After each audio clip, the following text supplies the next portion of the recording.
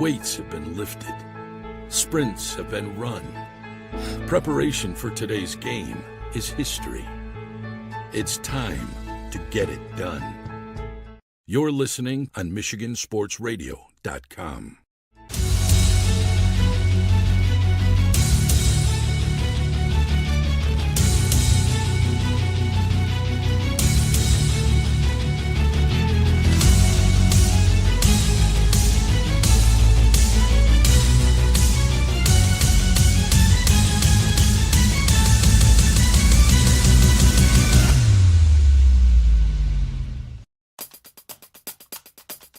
Coaching records continue to fall, this time on the ice, and some good news when it comes to the number of registered officials.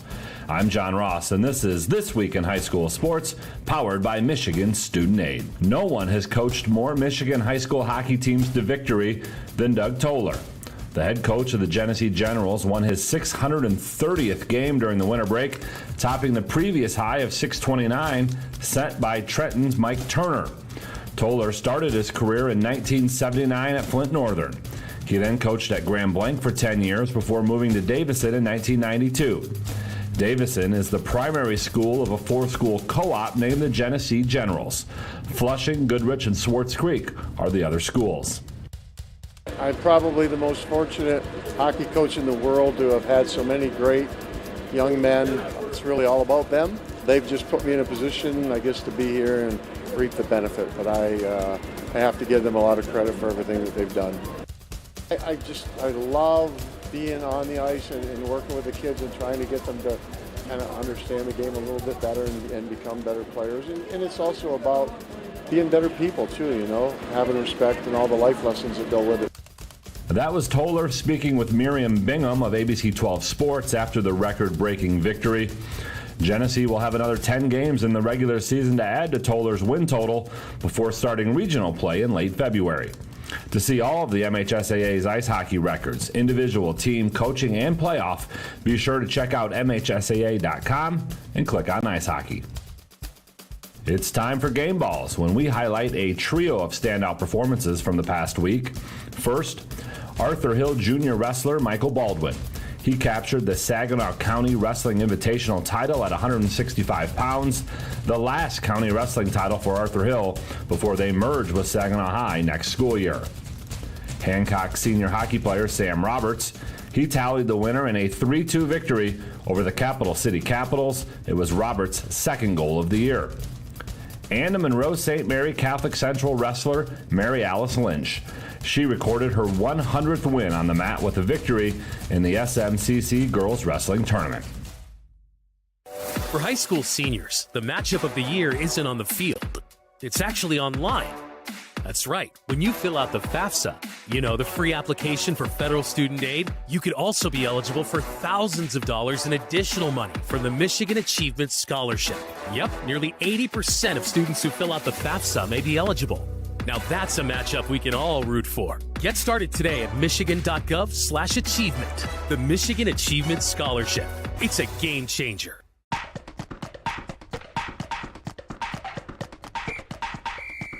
Our weekly Be the Referee feature takes a look at the fine art of officiating with the MHSAA's Director of Officiating Services, Sam Davis. If a basketball team has a good post player, you'll usually hear the opposing crowd call for 3 seconds. But what is 3 seconds, and when should it be called? A 3-second violation occurs when a player is in the lane for more than 3 seconds, but it's not always that easy. First, a player can leave the lane and then reestablish position, resetting the 3-second clock. To establish position outside the lane, the player must have both feet on the playing surface outside of the lane. It won't reset the count if one foot is outside the lane and the other foot is in the air. Also, during a throw-in or while dribbling, attempting a shot, or rebounding, there is no 3-second count. The count does not start again until the offense has control of the ball in the front court. Thanks, Sam. Now more than ever, we need officials. If you're interested, go to the MHSAA website now to register. Sticking with officiating, for the third year in a row, the number of registered officials in Michigan is up, slightly. And while any increase is good news, it still comes after 9 straight years of decline. So while the recent trend is encouraging, there's still a ways to go as a lack of officials puts extra strain on current officials. To help recruit and retain officials, the MHSAA has provided membership in the National Association of Sports Officials. Membership gives officials expanded insurance coverages, access to professional services and development, and a subscription to an MHSAA-focused referee magazine. But there's still a need for more. If you're interested, go to MHSAA.com and click on Officials for more information. Because without officials, it's just practice. You've been listening to This Week in High School Sports, powered by Michigan Student Aid, a production of the MHSAA Network. Thanks for joining us. I'm John Ross, and we'll be back next week. With their intensity, what a move by Wade to the corner. DeYoung, another one!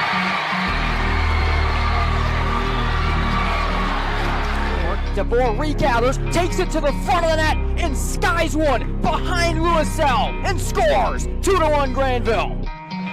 Hello everyone, and welcome to the Breslin Center and game night on Michigan Sports Radio. Nate Dreyer, Chandler Timmer with you here.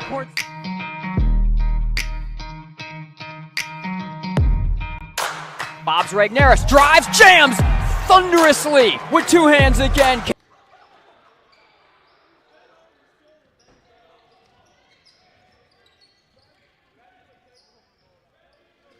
And hello everyone, and welcome to Vanderslice Gymnasium, and welcome to game night on Michigan Sports Radio. And we thank everyone for tuning in on not the greatest of weather evenings tonight in West Michigan. So thankful for everyone tuned in for a big doubleheader of OK Red action. A lot of games around the area, even canceled a couple throughout the OK Red off this evening. But we've got one that always winds up being one of the best evenings of activity that you're going to find ready to rock and roll here tonight. It is Grandville and East Kentwood getting ready to do battle. Last year on the boys' side, this battle was one of the best games of the year, and for the East Kentwood girls, they've been one of the best teams, period, in the state to open up the year, and they're going to look to continue to roll in our first game of the evening, wrapping up the JV contest first here. My name is Nate Dreyer. I'll be joined a little bit later on this evening by Chandler Timmer, and let's welcome you and turn around here up top here at Vanderslice Gymnasium. Big evening, like I said, of action. Girls contest set to tip off. We should be right on schedule for about 5:30. Boys game at about 7 will follow things off. On the girls contest, Grandville now 1-6 on the year. They've lost 6 in a row after winning against a reigning state semifinalist in Hart to open the season. East Kentwood is absolutely rolling. They've now won 4 in a row. They're 8-1 on the season for Coach Large, a team that's got a lot of talent. And when it comes to pressing and trapping and creating havoc, this is a team that might be the best in the entire state of Michigan. So we certainly will be seeing that early. A Grandville team that has been looking to create a little bit of chaos in some of their games for Coach Van Hecken. You think to that Jenison game in particular with some of their full court and three-quarter court pressing they were able to do, but the shoe's going to be on the other foot with the way that East Kentwood just forces you into absolute havoc and mania the entirety of the ball game. So we certainly will have our eyes on that this evening, coming up in that girls contest first here tonight from Vanderslice Gymnasium. We certainly have got a lot to get to this evening, and we cannot wait to be able to bring you all of the action this evening. Thanks as always to Centennial Securities along with Farmers Insurance, our presenting sponsors here at Game Night on Michigan Sports Radio. 44-37 JV team for East Kentwood currently leading against the Bulldogs boys JV squad. Doubleheader up tonight. We're going to step aside, be right back here with a lot more. We are Centennial Securities, an independent firm with a team of committed professionals who strive to exceed our clients' expectations by giving outstanding service. We're proud to be part of our community where we live and work.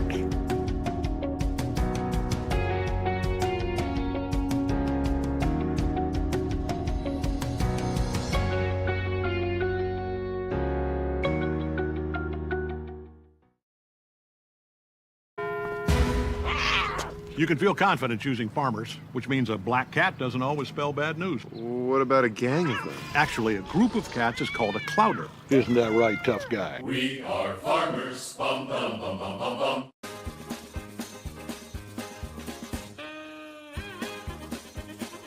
MGN, Drive. I am Chandler T. Oh, wow. We're going to leave this in. All right. This is staying in the show. He is Chandler Timmer. I am Nate Dreyer. This is what happens when you work together for 6 years. The names are one. We're just one, yeah. Chandler Timmer, Nate Dreyer. Chandler Timmer, Nate Dreyer. Michigan game night, tailgate report. We clearly have to stop talking. I do at least. I will see you all. I see you too. Friday night, Grandville, Wyoming. I think 6:30. We're on the air for that. Goodbye. You like cartoons? This has our logo on the front, on the back. The Bulldogs, the biggest games, the best teams. That's our tagline because we do all of that, even though it makes some people mad. So I'm glad to see that after Tuckus came and went, that. Why are you laughing? I don't know. That things are that things are still on track there. God. Jennison.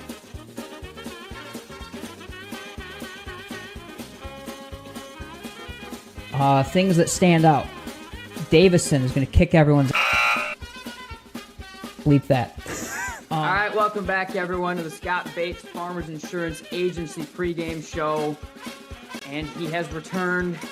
He's still on the beach. We've been bugging him about it all week long, but Chandler Timmer joins me here on the Bates Agency pregame show. CT, you seem to be doing better than the rest of us. Yeah, I know it's pretty nice down here. I kind of like covering basketball this way.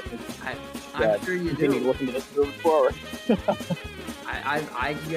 I can't blame you one bit. All right. Let's talk a little bit more about Forest Hill Central because when you... Waylon Haney just hit a half-court buzzer beater to win the game. At the buzzer, the JV game. Grandville wins 55-52. Yeah, rather than just always relying on one player. Yeah, Scott Bates Agency pregame show continues here on game night on Michigan Sports Radio. CT, I think the next thing that you have to mention most notably in this contest is break me every time still. Every single time that happens, it gets me. The winners still go to the Heartland student section last year at the Breslin Center. Those guys win every time. Season. And we'll wrap up our broadcast with the Heinz orthodontic smile of the game. Grown at that point guard position. Tough backcourt in general. Getting to some of those other pieces that we have out there. After 3 years, it finally almost came down on me. Good catch. I don't know what kid caught that, but that was a good catch. But regardless, a tough back. Do you have any comments on the Trolls? No. I mean, I'm with you. You're friends with the Trolls? You are a troll? Well, I have troll tendencies potentially when it comes to egging you on, I guess. But your flight's at 5, or your? Yeah, the flight out of Panama City is like at 5, and we don't get home till like midnight. So that sucks. So you're actually, that was a lie. You're not going to be tuning in. Yeah, no. If I'm at the airport at that time, I will be. But I'm likely missing most of it. Okay.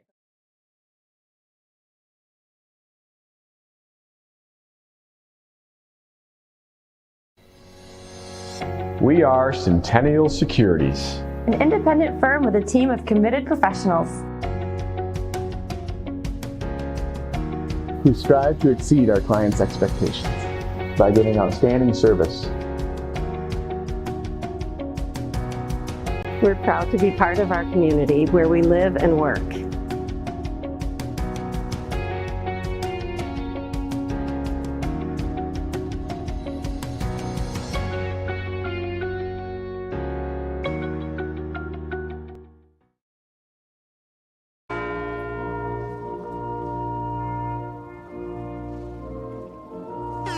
Upgrade to Musicjam's Premium to get uninterrupted listening on all your favorite tunes. Click here to start your 7-day free trial. If it's important, it's not worth compromising.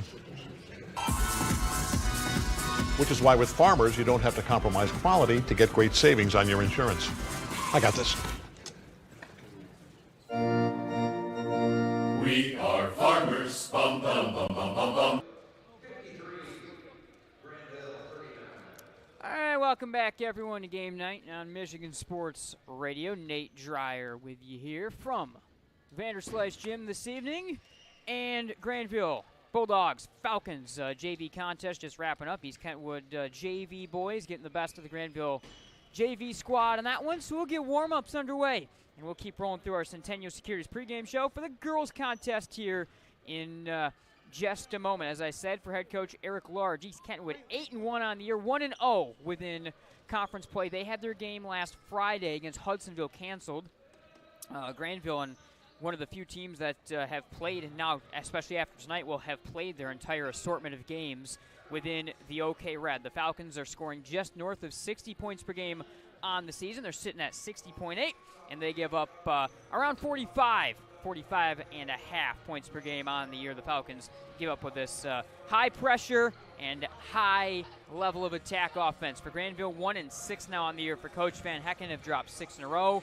0-2 within the OK Red with that opening OK Red loss in overtime against Jennison, and of course against a very, very solid, actually 0-3 now in conference, and then of course the very, very solid squads against Rockford along with West Ottawa. So the Bulldogs, 40.3 points per game they score on the season, giving up 50.6. So certainly you see the difference in pace. A Grandville team that scores about 20 points per game less than the Falcons, and of course is somewhat due to the full court efficiency of this East Kentwood attack that have made them one of the best teams in the top 10 and top 5 team in the state all year long, but also just the raw pace that each of these teams work with. A full court pressing and havoc trap for EK, looking to turn the ball over and get easy points for their offense. Grandville a little bit more grinding offensively, a little bit slower, especially certainly will be the case here this evening at Vanderslice Gymnasium. As I mentioned, a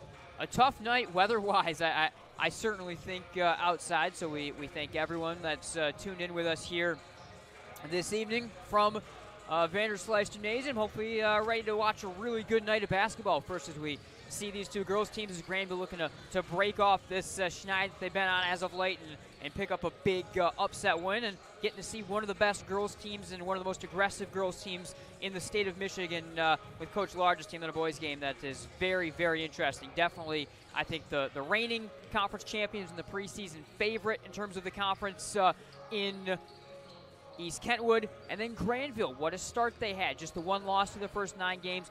Dropped that game on the back end of a back-and-back to was a very emotionally charged game. We'll get to some of those different things that happened against Rockford on Friday night, and looking to jump back into the win column tonight. So that's the boys contest as we set things up here this evening. This East Kentwood team, a lot of things to talk about, but a balanced attack, I think, up and down this lineup for Coach Large. You'll see one girl or another really kind of step up each night and lead the way. Michaela Porter is their senior wing, but technically winds up playing in the post as it works offensively for the most part. She certainly has the ability to do a lot. Going back to the Cornerstone Holiday Tournament, Porter put up 14 points, 3 rebounds, and a couple steals and blocks against Catholic Central. She had 9 points against Jennison last time out in that 73-38 win for the Falcons girls. So Porter on the inside does a lot of interesting things, not your traditional kind of back to the basket post, but certainly helps run the floor, which is what this team wants to do. Harmony Belton, their senior point guard, we've seen her for several years, along with Kenila Tyler,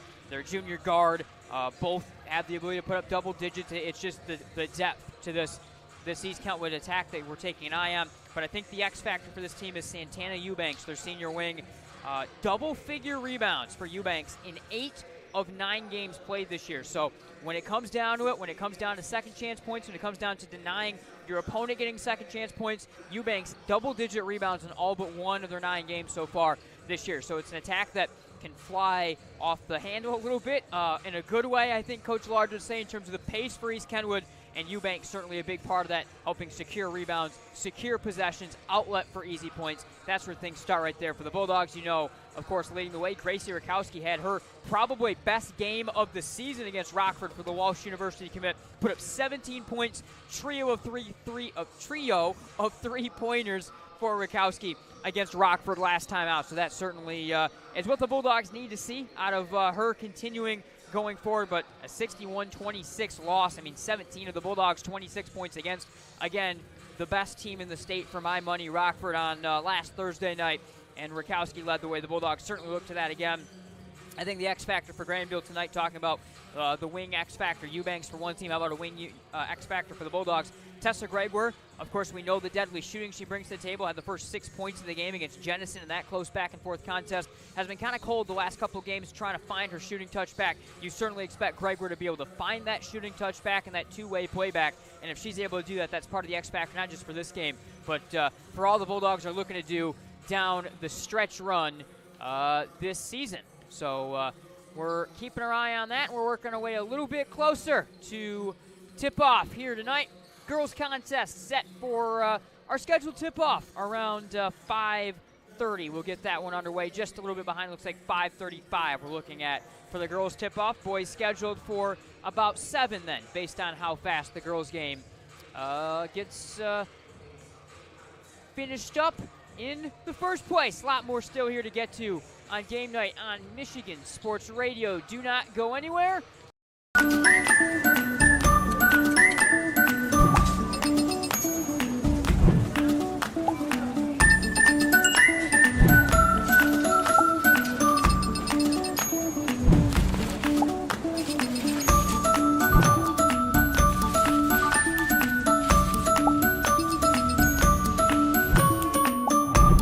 What would you do with some extra time?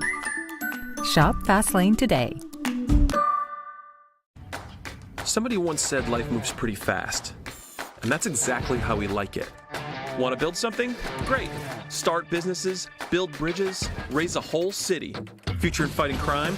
Want to save lives? Do it all here. But you've got to go forward fast. Because today is now, and tomorrow is soon. And to get ahead of the game, you got to get ahead of your time. This is your future, so take it and move all of us forward. Are you looking for a new career? Aetna Supply is hiring. Aetna Supply is Michigan's #1 plumber wholesaler, servicing local customers for over 50 years. They offer great benefits, a 401k with company match, quarterly bonuses, and no Sundays. Once again, check them out at aetnasupply.com/careers or click on their logo on the Michigan Sports Radio homepage. Have you recently collided with a deer or been caught in an unfortunate accident? Don't worry, Car Center Collision and Glass is your trusted partner to bring your vehicle back to life. With convenient branches in Cedar Springs, Burton Heights, Alpine, and Big Rapids, we're right around the corner to provide expert assistance. From collision repairs to mechanical fixes, we're your one-stop solution for all your car needs. Check us out at carcentermi.com.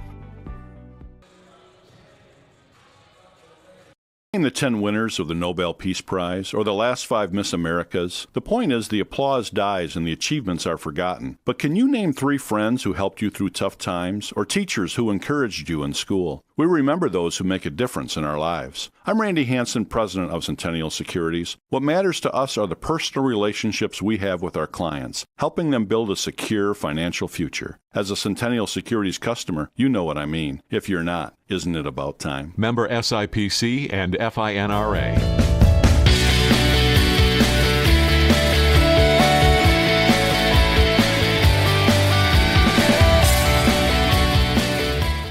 Hey everyone, Nate from Michigan Game Night. If you haven't already, make sure to check out the MGN shop. You can find it through MichiganGameNight.com or the Michigan Game Night page on Michigan Sports Radio. Click on the Buy MGN Merch button or tab on either page and find your way on over. You can check out a store that has hats, beanies, sweatshirts, t-shirts, water bottles, and everything in between, from just simple MGN logo designs to playoff featured designs, designs with famous calls and moments from MGN, and much, much more. Make sure you check out the MGN shop through MichiganGameNight.com or MichiganSportsRadio.com/MGN. Can you identify your #1 personal trait? The thing that you do better than most others? If not, this may be a good time to think this through. If you're really good at writing, then why use the phone? If you're great on the phone, why use email? If you have exceptional human relation skills, why sit back and let others lead? I'm Randy Hansen, president of Centennial Securities Company. Playing to our strengths is something we do very well at Centennial. And if you're already a customer, you know what I mean. If not, isn't it about time? Member SIPC and FINRA.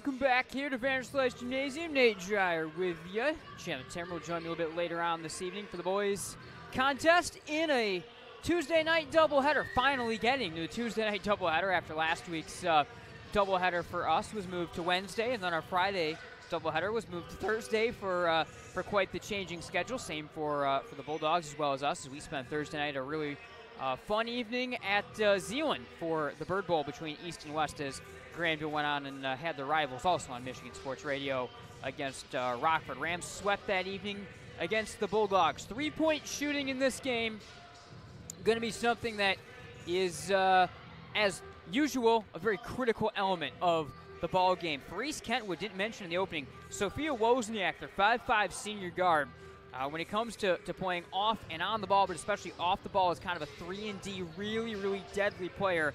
Wozniak certainly on her own end of the floor gets it done, creating chaos, creating turnovers. But offensively for Wozniak, you look at the last couple of games for Wozniak and the Falcons, had 9 points against Gymnasium, doing the dirty work with 3-pointers, and the contest before against West Ottawa, and that win against Gabby Reynolds and company, Wozniak put up 5 3-pointers and 15 points in that game. So Grandville going to have to defend the perimeter, really start to finish, because Belton and Tyler and on can all shoot the basketball very well for the Falcons, but in particular out of the corner, the lefty Wozniak really likes to tee up shots and is hyper deadly from the corner. The Bulldogs are going to have to find their shooting touch. Talked about in the open a little bit. Tessa Gregor, I think, certainly is the critical element to that for Grandville offensively, if she can find her shooting from the wing. But I think Richardson and Rakowski in the backcourt, certainly the Bulldogs looking for them to include a little bit more of the 3-point shot and ability into their offensive attack. And then you think of, Dowd and Perez and these other options off the bench for Grandville as well. Shooting the basketball, hitting shots when you get open opportunities, always a critical part of. This is a game where you're not going to get a ton of open opportunities, especially from 3. It's going to be a game, I think, for Grandville. It's going to be played more if they're going to be able to kind of force some turnovers back the other way, but they want to watch the pace of the game. I don't think it's going to be easy baskets in transition, running and playing at the speed and the style and the pace of what East Kentwood does. I think if Grandville winds up giving in and playing that sort of game, they may find themselves in a little bit of trouble, because there are not many teams in the state of Michigan that can run with and play that court end-to-end sort of style that the Falcons certainly are able to play. 8 minutes or so until tip-off. Doubleheader of action here tonight on Game Night on Michigan Sports Radio. As always, thanks to Centennial Securities along with Farmers Insurance for their presenting sponsorship here of Game Night on Michigan Sports Radio. Make sure you check out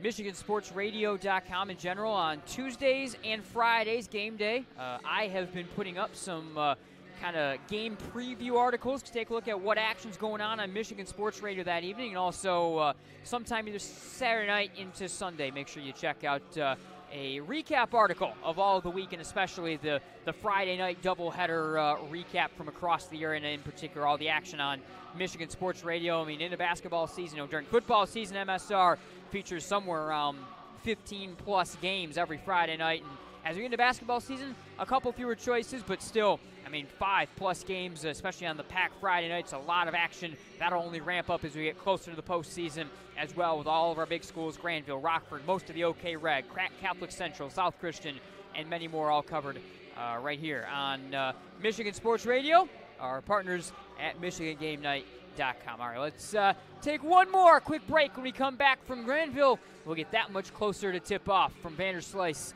Gymnasium as we get ready to rock and roll. Grandville, East Kentwood here tonight. Doubleheader, girls starting.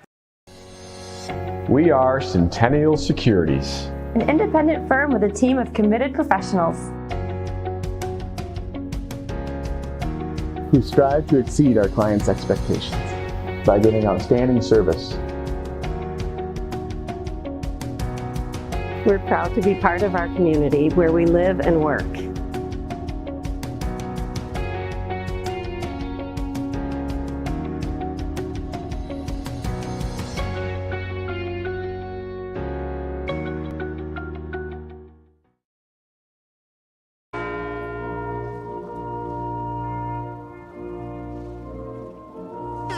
Upgrade to MHSAA Premium to get uninterrupted listening on all your favorite tunes. Click here to start your 7-day free trial. If it's important, it's not worth compromising. which is why with Farmers, you don't have to compromise quality to get great savings on your insurance. I got this. We are farmers. Bum, bum, bum, bum, bum, bum.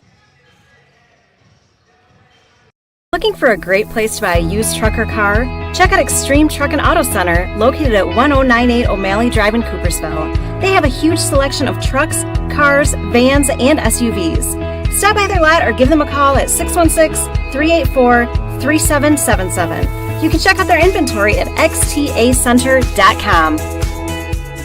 Michigan hearing experts sell and service several brands of hearing aids. Are you having trouble having a conversation or unable to hear the latest play of the game? We perform comprehensive hearing exams and use real ear measurements to ensure optimal functioning hearing aids for your unique needs. Our highly trained doctors of audiology are dedicated to helping you reconnect with your world. Visit MichiganHearingExperts.com to find a location near you and take the first step towards better hearing with Michigan Hearing Expert.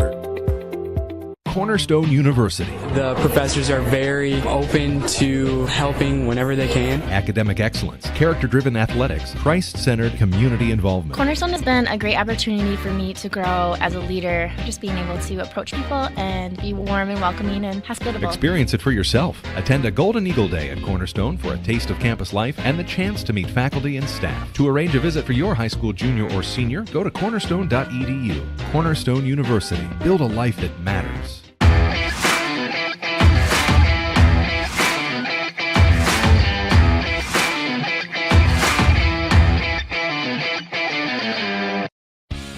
The Grand Rapids Sports Hall of Fame celebrates the city's rich sports history by honoring prominent West Michigan athletes and those who have contributed greatly to sports on a local, state, or national level.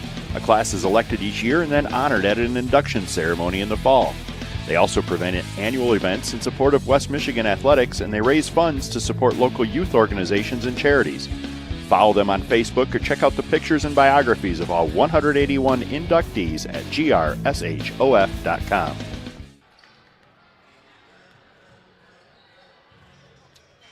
Welcome back, Nate Dreyer with you. Game night on Michigan Sports Radio and our Centennial Securities pregame show, getting a little bit closer to game number one of the evening.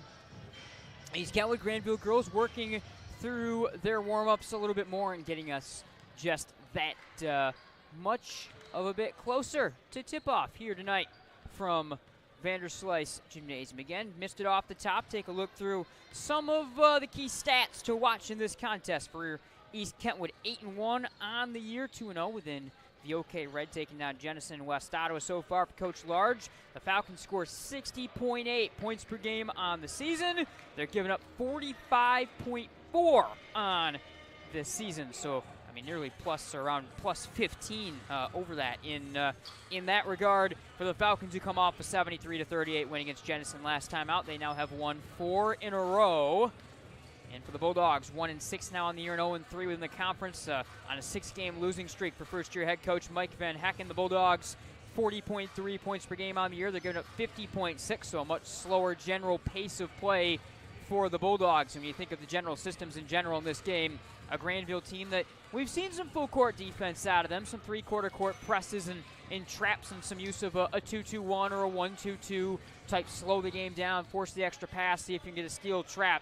On the other side of things for East Kentwood, it also is full-court defense, but you can expect start to finish, maybe a diamond and one or full-court man-to-man absolute havoc pressure being shown from the Falcons all night long. And those basic scoring and kind of pace numbers certainly tell a little bit of that story. Expected starting lineups for tonight. East Kentwood has been rolling with the senior guard Belton in the backcourt alongside the junior guard Tyler. Wozniak starts at another guard spot, and then a couple of wing/forwards that they will bring into the lineup. The senior Santana Eubanks that we talked about as a over double-digit rebound getter per game on the season, and then Michaela Porter will play, technically kind of listed as a wing or a small forward, but in the post for the Falcons. The Bulldogs have been rolling with Rakowski and Richardson in the backcourt, Greger on the wing, Garang and DeVries up front. We will send it on down to the PA, and we will get the starting lineups from the PA and Grandville head football coach Eric Stiegel, who again is on the public address tonight here at Vanderslice Gymnasium. We'll have the national anthem just before that. Thanks as always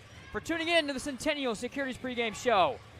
And Grandville basketball on MGN. Big night of action coming up. A lot of games around the area canceled, so hopefully you're spending a little bit more time with us this evening. It'll be a great night, and we'll start it off with the girls' contest in just a few moments. Right here, we'll send it on down to the public address and get things started right now.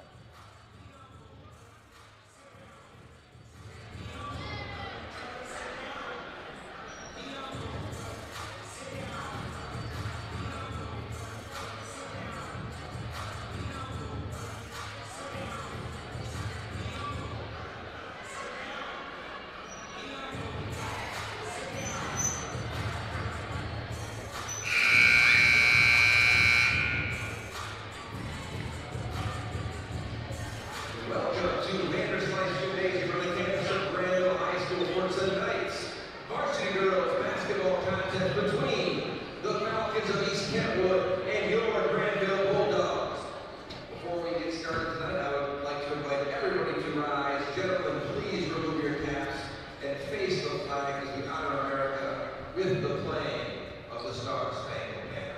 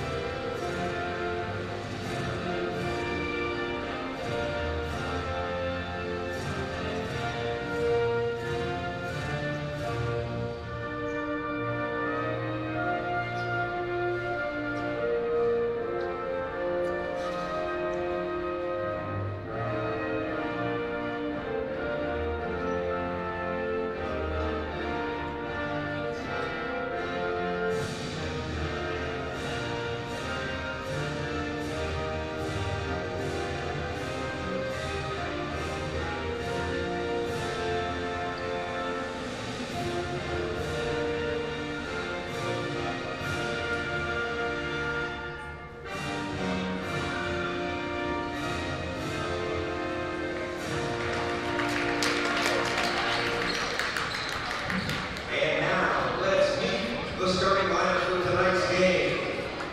First, for the visiting Falcons, at a guard, wearing number 2, a senior, Vanderslice Tyler. At the other guard, a senior, wearing number 1, Harmony Belton. At a forward, a senior, wearing number 5, Santana Eubanks. At a guard, a junior, wearing number 14, Jaslyn Ward. And at another guard, a senior, number 21, Michaela Porter. The Falcons are coached by Eric Large.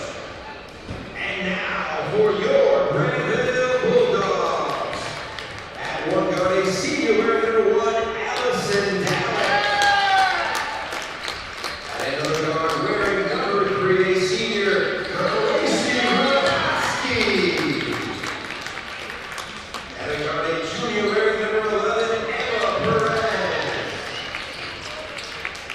And a forward, wearing number 24, Tessa Gregor. And at the other forward, a junior, wearing number 44, Leah Breeze. The Dogs are coached by Mike Manhattan.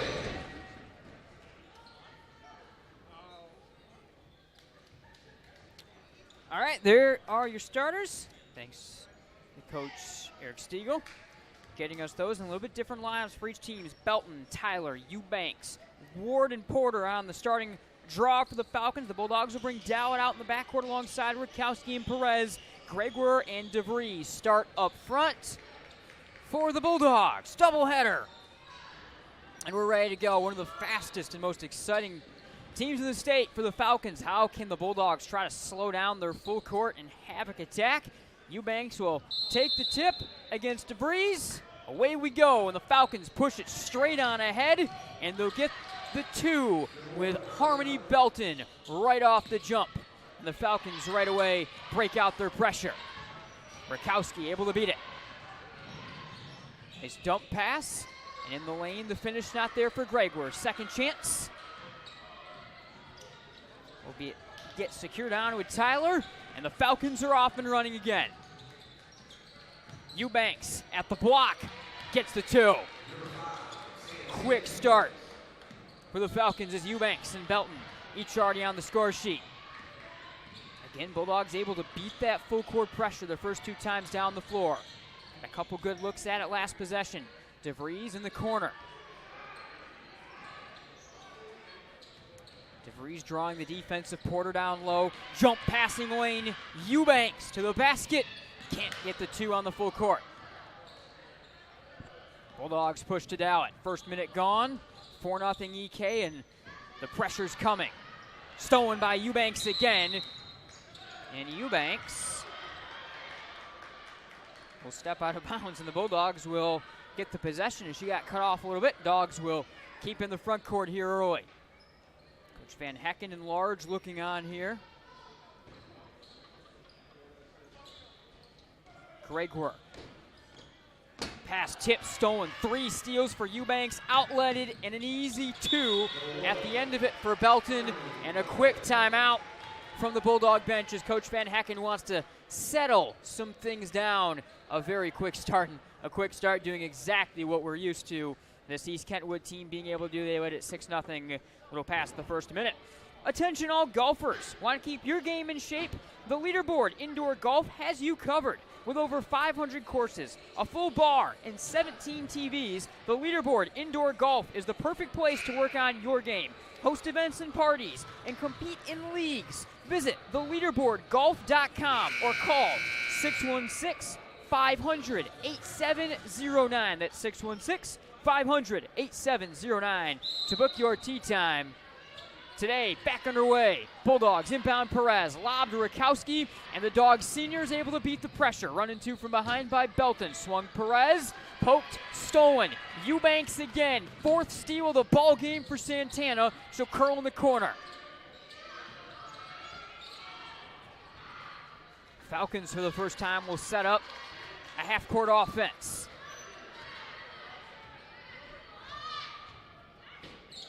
Feed. Eubanks will go to the line. DeVries draws her first foul call of the ball game.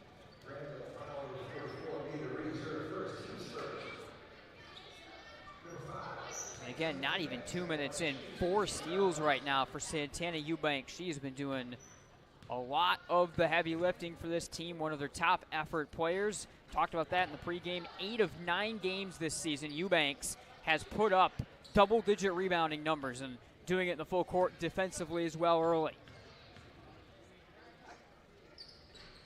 Banks unable to get the rattle on either as the second falls short. Remains a 6-0 ball game. Kyla Tyler with the pressure on Rakowski. Gregoire beats it over to Dowett. Porter locks her up. Rakowski unable to snag it, and the Falcons take over again. 2 minutes gone and a 6-0 lead for the Falcons. Lone foul of the game so far on the Bulldogs.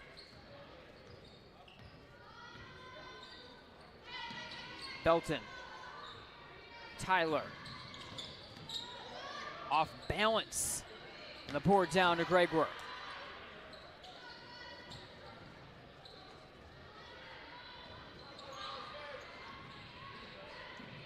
Dowett tied up. Alternating possession will stay with the Bulldogs. 5:40 to go in the first. Now Belton with 4, 2 for Eubanks. You're scoring the contest so far. Dowett to throw in. Bulldogs a little bit different starting lineup this evening. Driving to the basket and off the bounce. Rakowski unable to get the finish. She had 17 points of the team's 26, one of her best games of the year against Rockford. Porter, no. Put back. Eubanks got it. Eubanks cleans it up inside, which is one of the best things she's able to do offensively. And here's another steal. It's another steal that'll help get credit to Eubanks. Triple off the mark from the wing in Belton.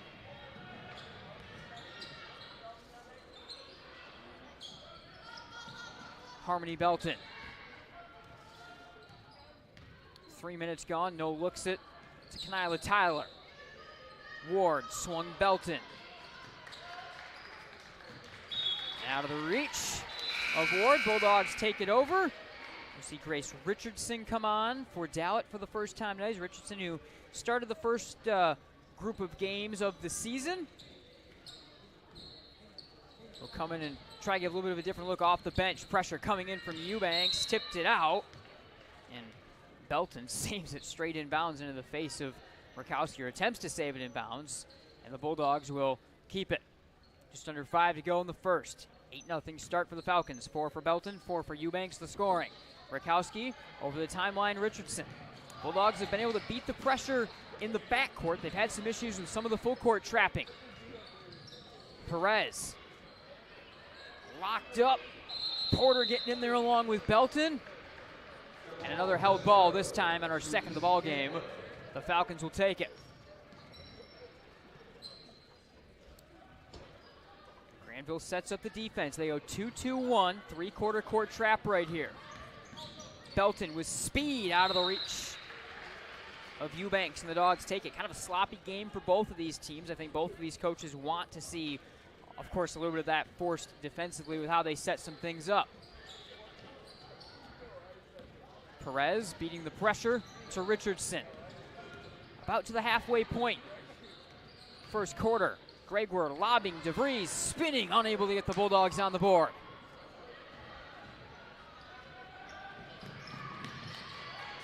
Richardson able to play some free safety, steal it, and then it's given back away to Porter. Some sloppy full court passes right now. Triple try, Kenila Tyler. Off the connector, Richardson rips down the board. Past the halfway point, first quarter of play. I think it's another steal for Eubanks. 6 that Eubanks has had her hands on in the early parts of this ball game, just past the halfway point of the first. Foul goes on Gregor, her first, team second. Trio of substitutions for Coach Large, including Wozniak, the sniper senior that we talked about in the pregame show. 9 points against Jenison last time out, 15 and 5 threes for Wozniak against West Ottawa the game before that. And she'll get it right off the inbounds. Crosby for Wozniak. Tyler. Falcons taking their time to set this up. Bulldogs man pressure out of the half court. Eubanks off the jab, the floater. Can't get the rattle. Board through the hands of Gregor, taken in by Landon Smith, who gets her first touch of the ball game. Wozniak, Smith, grinding half-court attack right here out of the Falcons. Outside of what we've been seeing out of them in this game. Tyler off the bounce, gets the legs crossed with Richardson and draws the foul. That will send Kenila Tyler, the senior, to the line. 10 points for Tyler against Jenison last time out, the 73-38 win in that one. That's foul 1 on Richardson, third foul on the Bulldogs.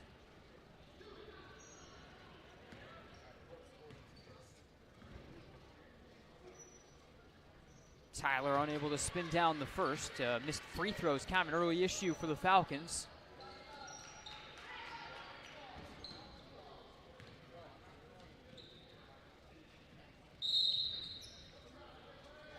Lane violation will send it back the Bulldogs' way, so the Falcons owe their last 4 at the stripe. Saw the Falcons boys team making their way through the background during those free throws as they've entered the building and ready to go with what will be a highly energized game tonight. Nice find and going to the line.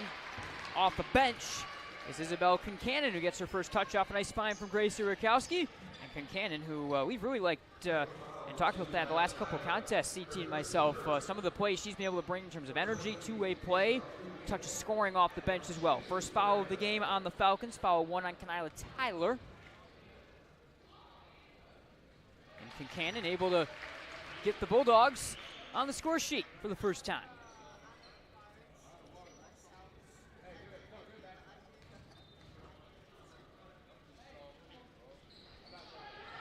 The follow from Concannon after the miss. Richardson's chance, bottles around, and Tyler pushes it for KK Crosby. She'll chase it down to the corner. Lobbed up top to Tyler. Tyler reaching and scoring around Rakowski. Tyler with her first points of the game, and Wozniak will pick up the foul call as she ran into Concannon trying to grab the steal on the inbound. First foul on Wozniak.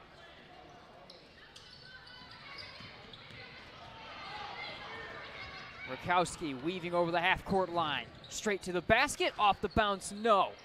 Really where Gracie's game offensively going to need to be in this game. There might be some chances that one's out of the reach of Eubanks and goes back the Bulldogs' way, but I think there will be some chances weaving against the pressure, beating the pressure, and Rakowski is going to be the Bulldogs' best option attacking off the bounce and moments like that. We've seen that, of course, the 17 points doing a lot of that sort of work against Rockford, chipped in 3 threes along with the general scoring for 17 against the Rams last time out. Diamond and one, Havoc trap. Bulldogs beat it to Perez.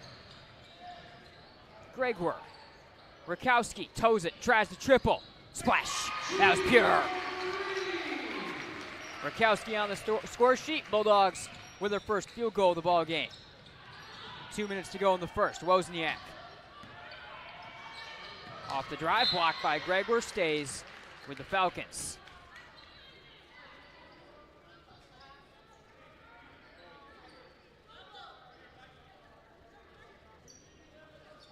Aries Branch, freshman, checked in here. We'll throw it in. On the skip for Eubanks, back to Branch. Eubanks, nice find. Can't get the rattle. Second chance, Eubanks, a foul. Will send the senior back to the line.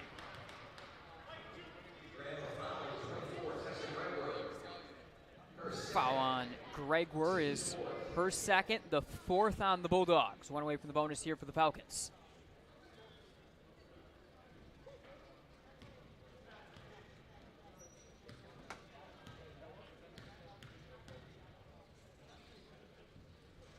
Eubanks continuing some of the struggles.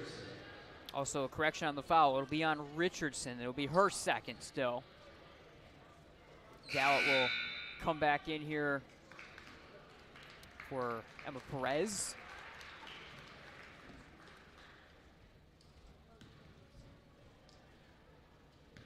As the Bulldog Junior takes her first seat of the ball game. Eubanks continues the struggles at the line. 6 straight. Missed at the charity stripe for the Falcons, but Wozniak secures the rebound. Branch, the freshman, will back it out. Rakowski draws the defense. Number 3 versus number 3. Inside 145. Branch off the bounce. Concannon rips it.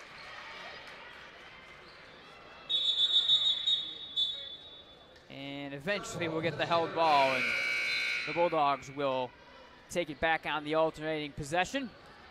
Eubanks takes a breather as Michaela Porter checks back in for Coach Eric Large.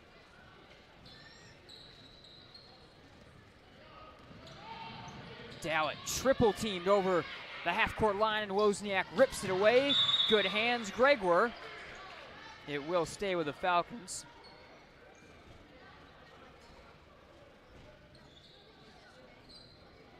Coach Van Hecken asking for either foul or a deflection back at the way that play ended. I think looking back maybe for a foul out of the triple team and the turnover. Kayla Crosby for Porter. Porter.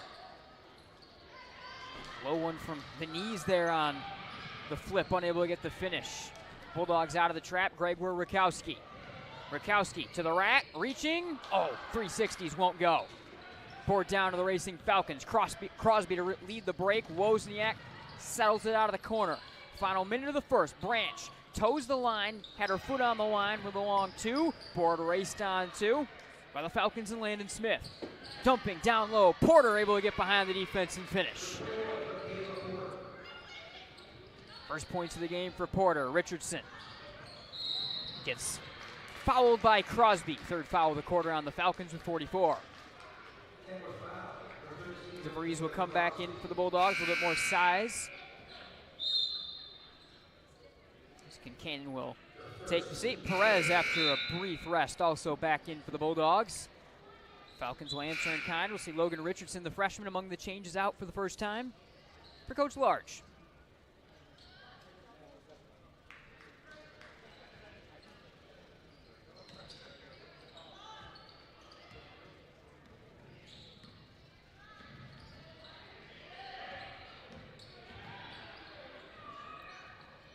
Rakowski matched up against Crosby defensively. Active hands stolen by Porter, and she'll get the easy 2 out of it. Defense and offense, exactly how East Kentwood likes to draw up their attack. Nice find as Rakowski raced it over the timeline. Richardson all alone. Dallett, nice feed, can't get the finish. Second chance, DeVries gets poked out of there, saved by Wozniak, and Porter's off and running. Final 5 seconds. Porter to the rack, reaching, can't get the rattle, and that'll do it for the first quarter. 14-4, Falcons over the Bulldogs after 1. We'll be right. It's a beautiful time of year, but for many, it is also the beginning of allergy season, which means lots of sneezing, itchy, watery eyes, runny nose, constant drainage, or ear pressure. These are all allergy symptoms we regularly treat. Don't let your allergy stop you from enjoying what you love to do outdoors. We have several ear, nose, throat, and allergy specialists ready to see you. Find us online at MichiganENTallergy.com. We look forward to helping you enjoy the outdoors again. Welcome back to East Kentwood. Nate Dreyer with you here. Game night on Michigan Sports Radio. Second quarter just about ready to get underway. 14-4 after 1. And really, I think when you look back to how the first quarter was played, I mean, it kind of got drawn up how you kind of would have expected it. The full court, the Havoc defense out of East Kentwood create a lot of easy scoring opportunities for them. Running in the full court, the Bulldogs only able to hit 1 field goal. Really nice triple down the hatch from Gracie Rakowski. But, I mean, how about the play of Santana Eubanks, the senior? 6 unofficial by my count. 6 steals for Eubanks. 4 points on top of it as well. She was absolutely everywhere defensively in that first quarter of play. And the Falcons will slow it down here with Tyler as we get set to get back underway. Belton driving, long floater, got it. Hanging from the free throw line and scoring with the teardrop. Inside, stolen, put back, and 2 more for Belton.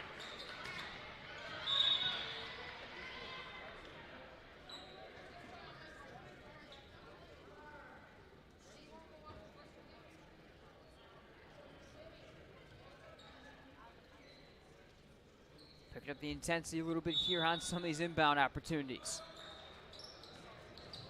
Richardson has it poked away. It will this time go with the Falcons. It was Harmony Belton bringing the pressure there. Good start to this quarter, certainly for the Falcons senior.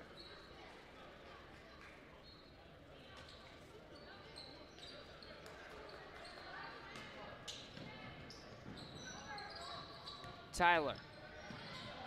Belton.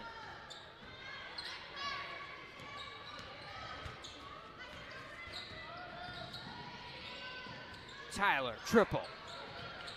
Board to Richardson. Out of the trap, able to find Rakowski.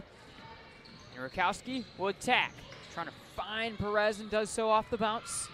Richardson has some space. Perez, triple. Got it. Bulldogs a pair of threes. That's where they've been able to find their offense from the floor. Emma Perez now with her first field goal of the contest. Ward bounding to the rack will go to the line. Jaslyn Ward, the junior, will get her first chance at the stripe in the game. 18-7 ball game. Foul goes on DeVries. That is her second and her first foul of the quarter.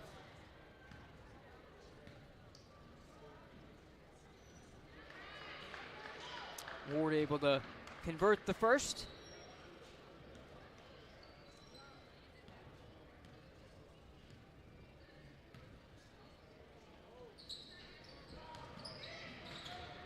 Off the floor, Ward gets the second chance. Unable to convert, and then the Bulldogs throw it away, speeding themselves up a little bit too much, trying to find Rakowski. Certainly one of the dangerous parts of what this East Kentwood team does, even if the pressure isn't over the top, they have an offense certainly sped up in the full court. Bulldogs in a little bit of a zone right here. Tyler will face up against it. A matchup 2-3 look, triple right down the hatch, Harmony Belton. Belton in a double-digit scoring. And then Belton able to score again off another steal.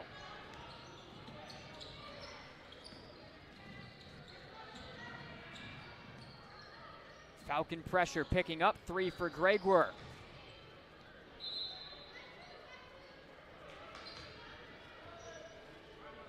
Belton suddenly to 13 in the ball game, and doing it not just out of the half court and knocking down triples like we saw, but it's been a couple of easy baskets off steals right on the inbound underneath the offensive hoop for the Falcons. Ward, it's picked up here defensively by Rakowski, driving, and Porter will go to the stripe. Second foul of the quarter on the Dogs.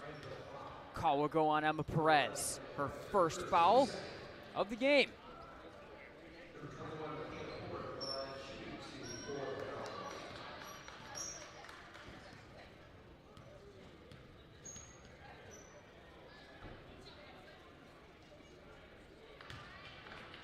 And if there's one thing I think Coach Large doesn't like with the performance so far, it's got to be some of the free throw struggles out of the Falcons, something they'll probably be getting to do regardless the way this thing wraps up at practice a little bit tomorrow. And Porter unable to get the rattle on that one either. Here's the trapping pressure. Here's another steal to Eubanks. Back on the floor. 7th unofficial steal of the game for Eubanks. 3 for Belton.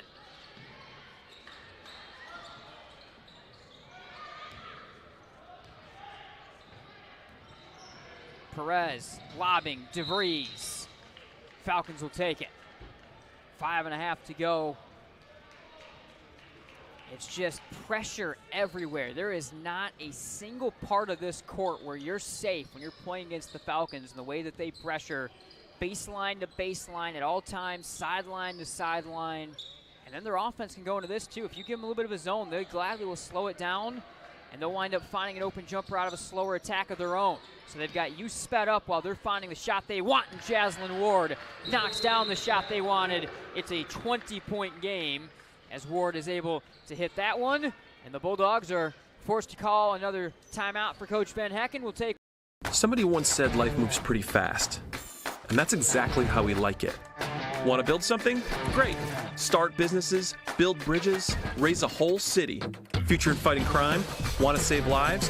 Do it all here. But you've got to go forward fast. Because today is now, and tomorrow is soon.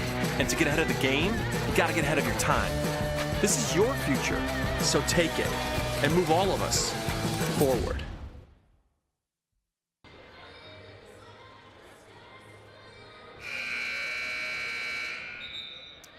All right, welcome back to Grandville. 5 minutes to go, second quarter. Always Kentwood, especially this second quarter. The Falcons have really upped the intensity on their attack. Now have taken a 20-point lead. Harmony Belton with 13 points, leading all scorers in this one. The Falcons out of the 2-2-1 full court trap here. Richardson will take it over the timeline before she had that trap pulled on her, able to find Rakowski, who will bound her way to the stripe. It's one of the ways this defense works that's so fascinating when they're out of this kind of 2-2-1 look that you saw the Falcons using right there. By the way, first foul on Ward, first on the team, but they certainly find a way, the Falcons do. Sometimes they'll give you that backcourt and you won't get pressure there, and then the second you get yourself over the timeline, typically where teams kind of let you relax a little bit as Rakowski rattles down the first one, it's the exact opposite that you wind up getting faced up with, and you wind up seeing pressure from all sides. We've seen double and triple teams the moment the Bulldogs have gotten ball handlers over the half-court stripe. Rakowski able to hit them both the line. She has 5 in the ball game now. Triple Belton, that one just off the mark. See Brea Haight out there for the Bulldogs for the first time, securing the board. Falcons will settle back man-to-man defensively here off the miss, as they don't get that trap set up. Rakowski saves it as she was bounding around the screen. Gregoire. Haight. Gregoire again. Screen from Gregoire. Offensive foul as he set the illegal moving screen. Second foul on Tessa Gregoire, third on the Bulldogs. 4.5 to go in the first half. And doubleheader coverage tonight, so make sure you stick with us all night long first this really top of the state Falcons team that we're getting a chance to see go to work, and a really, really good matchup at the top of the OK Red in the boys contest coming up as Jaslyn Ward is able to hit again. 6 now for Ward. Haight got it to Gregor, and then a foul on the floor will go on the Falcons and Porter. Or check that'll be on Ward. Her second, team second. 29-9 ball game. Concannon set to check back in for the Bulldogs. We'll see Crosby come back in for the Falcons. DeVries and Ward off that second foul for Ward will take a seat. Rakowski spinning against the pressure. Can't get the finish for the future Walsh University point guard. Lob down the floor. Crosby saves it to Belton. Harmony Belton tries another three. Tyler snaking, can't score. Put back, Eubanks. And finally the Bulldogs will push on to Richardson, running with Concannon, but forced to kind of settle up and slow it down in the corner. Reaching pass, back to Richardson. Now stolen by Porter. Eubanks to the rack. Off the steal, Eubanks unable to get that rattle to tie up again. And a foul on the Bulldogs will be on the Falcons will be their third. Perez and Smith back into the ball game. Foul number 1 on Porter. And again, by my unofficial count, that is 8 steals for Santana Eubanks, who has been the leader of the defensive attack for the Falcons right now. Eubanks will take a seat with Smith coming back out there. Rakowski over the half-court line, screen from Concannon. Rakowski bounding and going to the line. Again, I think that's the most effective course of action for the Bulldogs offensively when they can get those looks, as there might be some opportunities off the bounce for Rakowski. See if she can draw contact, or of course also she plays so well off the bounce and off the drive, trying to score at the rack. And Rakowski gets another chance at the line right here after she was able to hit them both last time at the strike. Bulldogs get into double digits. Wozniak checks in for Porter, who has picked up her second foul.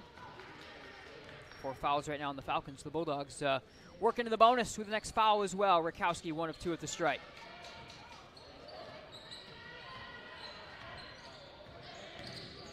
Drive from Smith.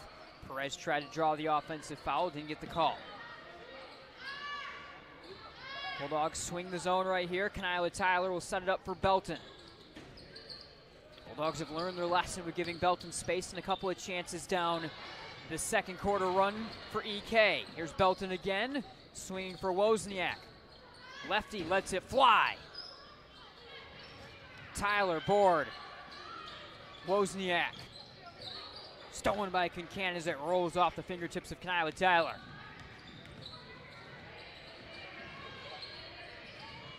Rakowski. Lobbing. Concannon has it poked and stolen by Wozniak. Wozniak gets tied up with Perez. No calls going either direction on that collision. And Tyler gets swatted by Gregor. Falcons will keep it.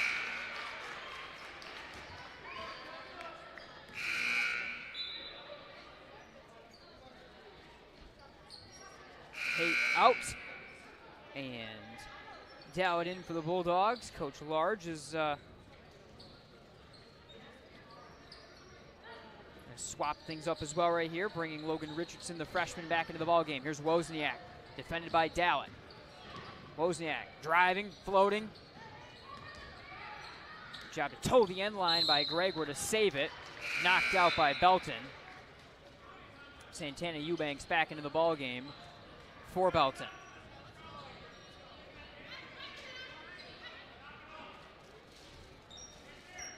2-2-1 trap. Rakowski. Gregor back to Rakowski.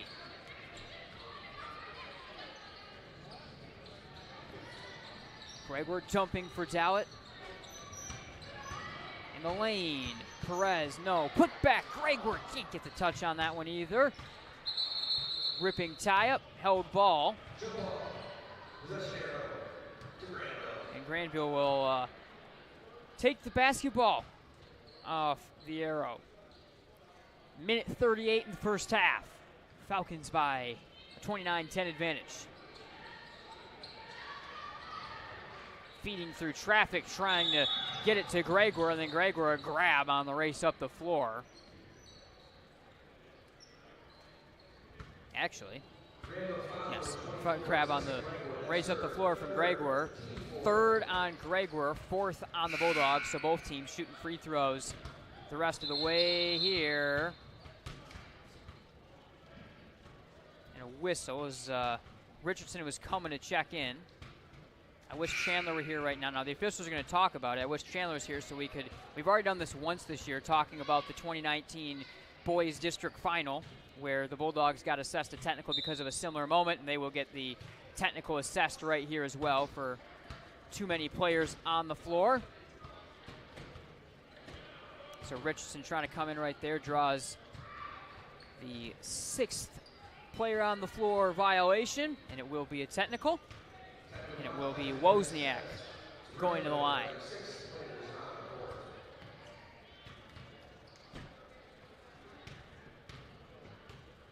I guess 6 players on the court's the official call. I call it too many men because of my hockey background, I suppose. And that one goes for Wozniak also because you see that penalty a little bit more often. Called in college. Wozniak goes 1 of 2 at the line, gets her first at the game, not in college, but in hockey, in that sport. 1:36 in the second, 29-10 ball game. And big night here on MGN. Stick with us. Boys contest as well to follow up the second half of this game. We'll have our Farmers Insurance halftime show coming up in just a few moments as well as we wrap up this one, get you some scoring and other big recap points. Bulldogs a little bit more aggressive here out of the trapping zone. Landon Smith gets her own board. Wozniak, triple. She's been unable to find her shot so far, typically one of, if not the most deadly shooter for Coach Large's offensive attack. Burkowski will get a chance to slow it down a little bit here. Eubanks picks up the defense. Allison Dallett is fouled by Wozniak. And that will send the Bulldogs to the line. Both teams now into the bonus. Second foul on Wozniak.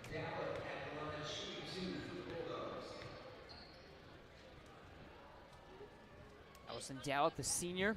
2 rebounds, 2 assists, 2 steals against Rockford last time out. Started this contest for the Bulldogs. She was very big in the near loss in the overtime back and forth contest against Jenison, and part of why we've seen her start to draw into the starting lineup a little bit more, and doing that tonight for Coach Van Hecken, looking for her first point of the game here at the stripe. Board to Eubanks. Freshman Branch feeding Crosby. Michaela Crosby flings it. Put back in the lane for Logan Richardson's good.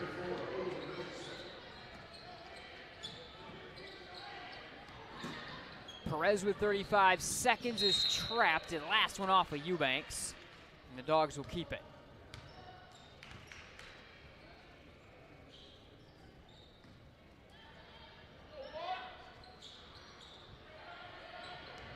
Buchanan, corner, Dallett, space, triple.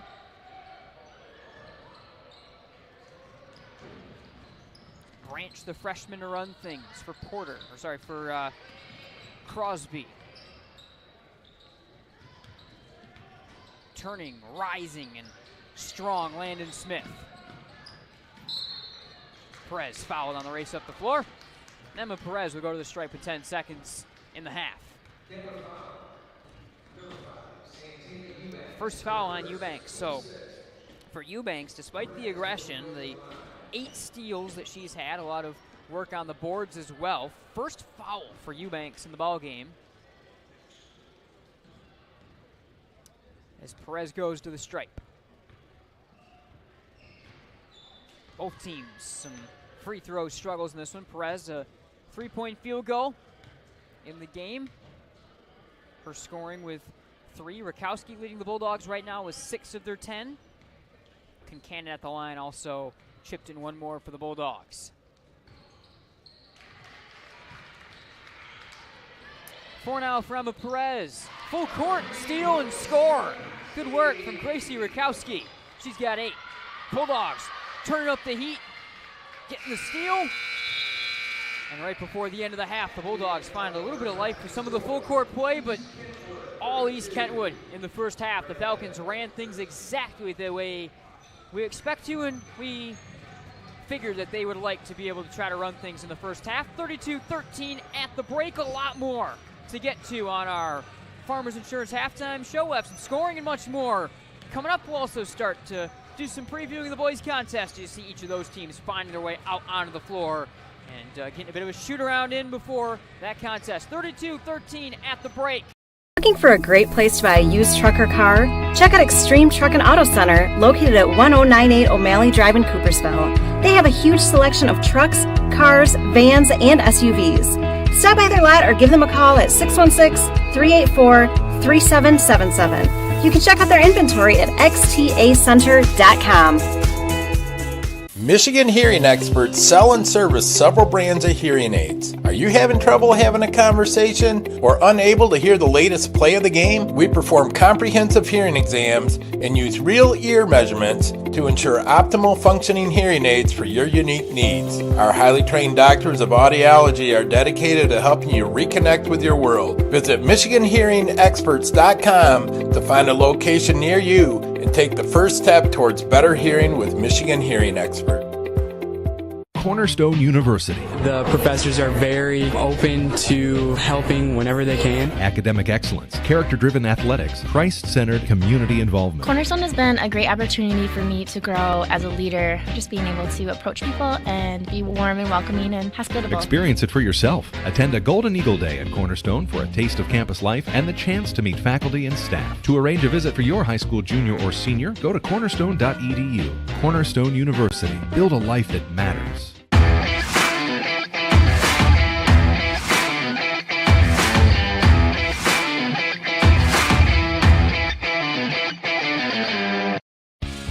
The Grand Rapids Sports Hall of Fame celebrates the city's rich sports history by honoring prominent West Michigan athletes and those who have contributed greatly to sports on a local, state, or national level. A class is elected each year and then honored at an induction ceremony in the fall. They also prevent annual events in support of West Michigan athletics, and they raise funds to support local youth organizations and charities. Follow them on Facebook or check out the pictures and biographies of all 181 inductees at grshof.com.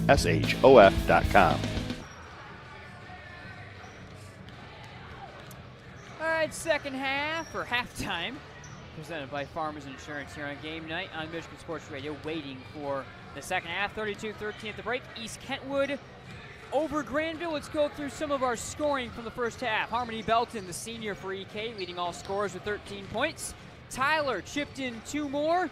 Santana Eubanks, the senior, had 4, and unofficially 8 steals in that first half of play, helping lead some of the havoc full court pressure for the Falcons. Wozniak had 1 point off the bench. Ward had 5, Porter with 4, and Logan Richardson with 2 in a balanced scoring effort for the Falcons. For the Bulldogs, Gracie Rakowski leading the way offensively with 8, Emma Perez with 4, and Isabel Concannon knocked down a field goal. She had 1 in the first half. And welcome back up top here to Vanderslice Gymnasium. Nate Dreyer, Chandler Timmer will join me a little bit later on, kind of into the girls' game, into the boys' game here this evening. And again, like I kind of mentioned as we were going into break and leading into this halftime show, it was a game that certainly kind of went to the script of what you would kind of expect to see in this one. The Falcons bringing their pressure, bringing their full court attack that certainly they know what to do. They sped up Grandville into mistakes, into turnovers, yes. Really kind of checked all the boxes you expect out of them. And then efficiency offensively for them, getting a lot of players involved offensively. Belton in particular had that burst of scoring at the start of the second quarter. Grandville had closed things, not necessarily to a dangerous point yet, but a point where they were to 10, inside 10 points, and had a little bit of a run and had hit a couple shots themselves, and we see the second quarter start off with Belton getting steals, getting easy baskets, and really just kind of all rolls East Kentwood after that. And that's what this team can do, is they can trust everyone to score. They can trust one player to kind of take the lead in the scoring, and that's exactly what the Falcons do in the first half of this one. And because of that, they lead it 32-13 at the break. Do not go anywhere. We're going to step aside, be right back here on our Farmers Insurance halftime show. Bulldogs lead it, or Falcons lead the Bulldogs at the break, 32-13. Don't go anywhere. We are Centennial Securities, an independent firm with a team of committed professionals who strive to exceed our clients' expectations by giving outstanding service. We're proud to be part of our community where we live and work.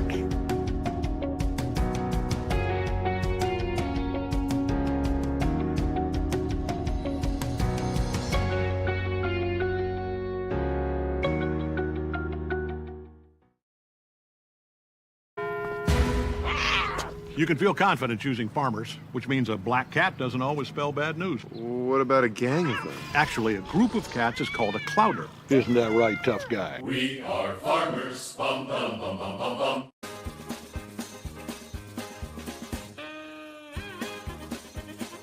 MGN, here's the driver. I am Chandler T. Oh, wow. We're going to leave this in. All right. This is staying in the show. He is Chandler Timmer. I am Nate Dryer. This is what happens when you work together for 6 years. The names are one. We're just one, yeah. Chandler Timmer, Nate Dryer. Chandler Timmer, Nate Dryer. Michigan game night, tailgate report. We clearly have to stop talking. I do, at least. I will see you all. I see you too. Friday night, Grandville, Wyoming. I think 6:30. We're on the air for that. Goodbye. You like cartoons? This has our logo on the front, on the back. The Bulldogs, the biggest games, the best teams. That's our tagline, because we do all of that, even though it makes some people mad. So I'm glad to see that after Tuckus came and went, that... Why are you laughing? I don't know. That things are still on track there. God. Jennison.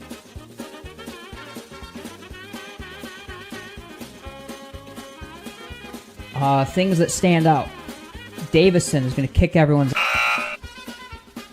Bleep that. All right, welcome back, everyone, to the Scott Bates Farmers Insurance Agency pregame show. And he has returned. He's still on the beach. We've been bugging him about it all week long, but Chandler Timmer joins me here on the Bates Agency pregame show. CT, you seem to be doing better than the rest of us. Yeah, I know it's pretty nice down here. I kind of like covering basketball this way. I'm sure you do. Continue looking at this moving forward. I can't blame you one bit. All right. Let's talk a little bit more about Forest Hill Central, because when you... Waylon Haney just hit a half-court buzzer beater to win the game. At the buzzer, the JV game. Grandville wins 55-52. Yeah, rather than just always relying on one player. Yeah, Scott Bates Agency pregame show continues here on game night on Michigan Sports Radio. CT, I think the next thing that you have to mention most notably in this contest is break me every time still. Every single time that happens, it gets me. The winners still go to the Heartland student section last year at the Breslin Center. Those guys win every time. Season. And we'll wrap up our broadcast with the Heinz Orthodontics smile of the game. Grown at that point guard position. Tough backcourt in general. Getting to some of those other pieces that we have out there. After 3 years, it finally almost came down on me. Good catch. I don't know what kid caught that, but that was a good catch. But regardless, a tough back. Do you have any comments on the Trolls? No. I mean, I'm with you. You're friends with the Trolls? You are a troll? Well, I have troll tendencies potentially when it comes to egging you on, I guess. But your flight's at 5, or your? Yeah, the flight out of Panama City is like at 5, and we don't get home till like midnight. So that sucks. So you're actually, that was a lie. You're not going to be tuning in. Yeah, no. If I'm at the airport at that time, I will be. But I'm likely missing most of it. Okay.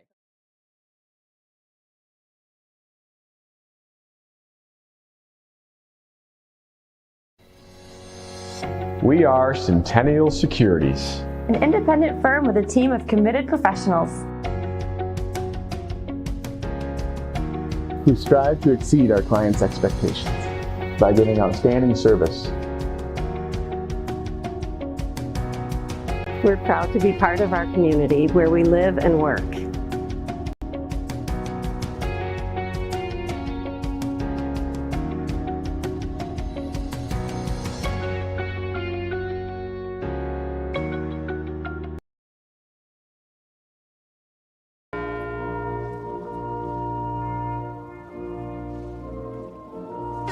Upgrade to MHSAA Premium to get uninterrupted listening on all your favorite tunes. Click here to start your 7-day free trial. If it's important, it's not worth compromising. Which is why with Farmers, you don't have to compromise quality to get great savings on your insurance. I got this. We are farmers. Bum, bum, bum, bum, bum, bum.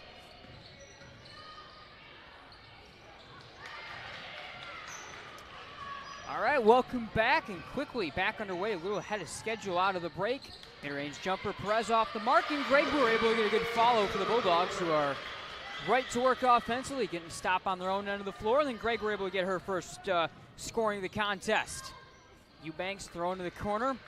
Our Harmony Belton, our leading scorer with 13 in the first half, will get things set up for Tyler. Mid-range, Jay from the elbow, banked it in.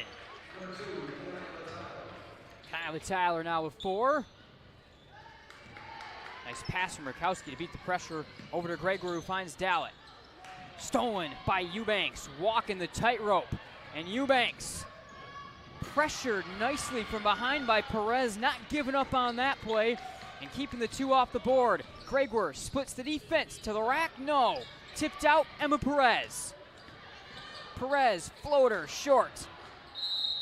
Dogs will keep it. Last touchdown on the fight for the rebound by the Falcons. What an effort, though, from Emma Perez coming from behind. Eubanks picked up her 9th steal of the ball game, and Perez able to hunt her down from behind.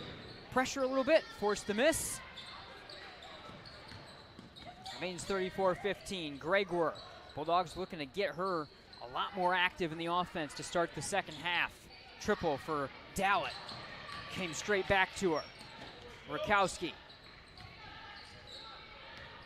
Porter drawing the defensive matchup right now against Gregor. Perez able to toe the out-of-bounds line and snag it.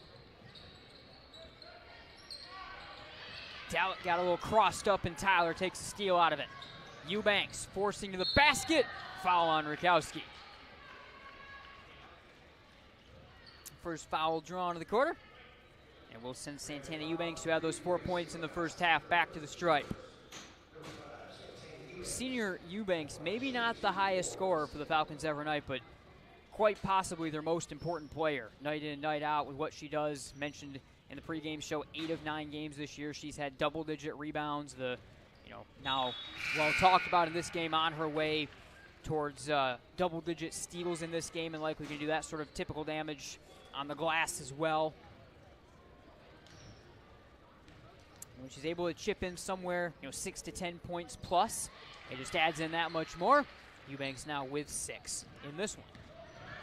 Good work from Rakowski, splitting the defense, and Harmony Belton coming away with the steal. Rakowski, Richardson, the pressure. Ward can't save it. Takes out the scorer's table. And the Bulldogs will take it. Grandville, Coach Ben Hacken, deciding to draw up a little bit of havoc of his own out of halftime, and certainly his work kind of giving East Kentwood a little bit of their own medicine, so to speak. Here's Rakowski, racing to the rack, falls short on the tough one. Richardson, good work, ties up Belton. Alternating possession, Grandville basketball.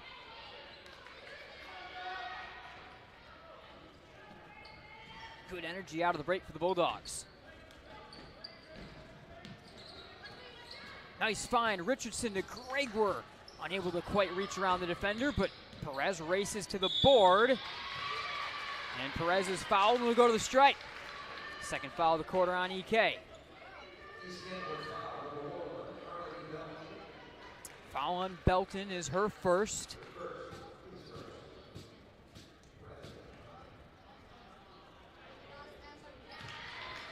First one pure for Perez. Perez now with 5 in the ball game.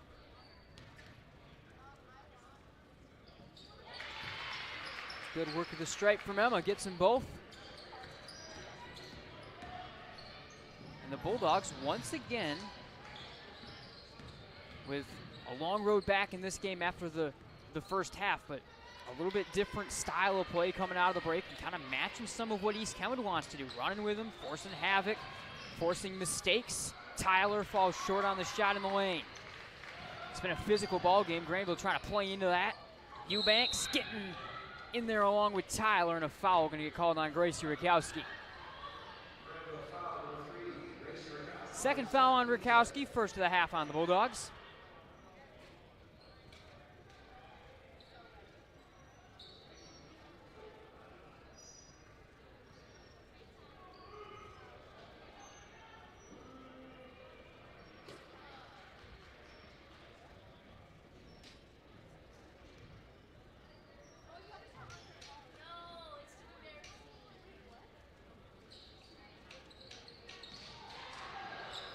Belton triple off the inbound.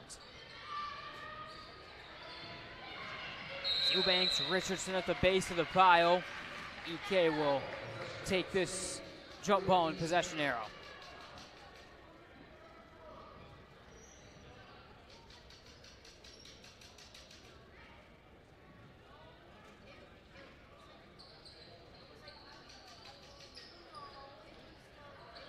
Over the head of Belton. Good inbound defense from the Bulldogs to turn it over.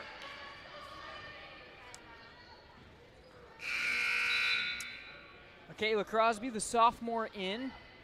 Can you look at this Falcons team? A lot of experience, but Crosby, Branch. Crosby, a sophomore. Branch, a freshman underclassman. Saw a little bit of Logan Richardson, the freshman as well. Rakowski somehow able to force feed it through for Mia DeVries. Grace Richardson. Off and running, Michaela Porter. As Landon Smith with her, and Porter draws the contact from Richardson, goes to the stripe. 3 minutes gone, third quarter, 36-17 ball game. Grace Richardson, her third team third. Number 21, Michaela Porter at the line, shooting 2 for the Falcons. Third foul on Richardson in the third. On the Bulldogs in this quarter.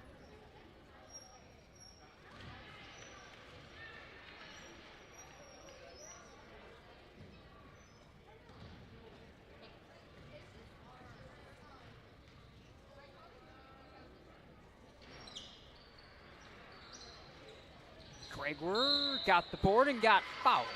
Second of the quarter on the Falcons. It'll be on Santana Eubanks. EK sets up the diamond in one trap, and Eubanks kind of the lead of that, running the baseline.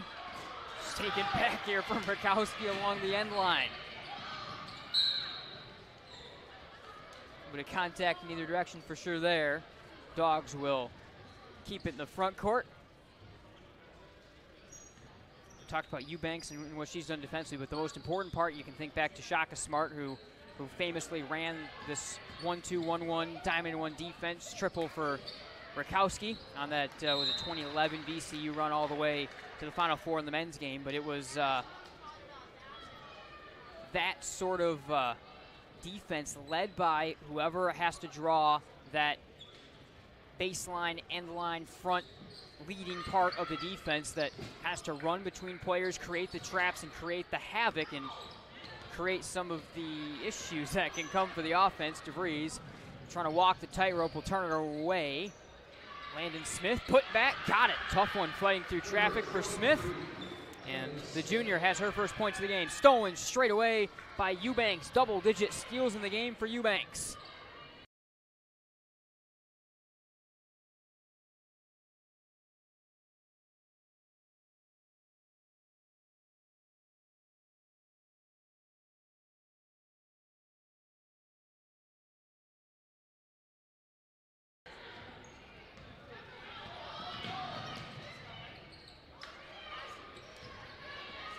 Porter off the steal, back the other way.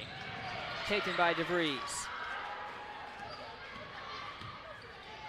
Rakowski off the mark.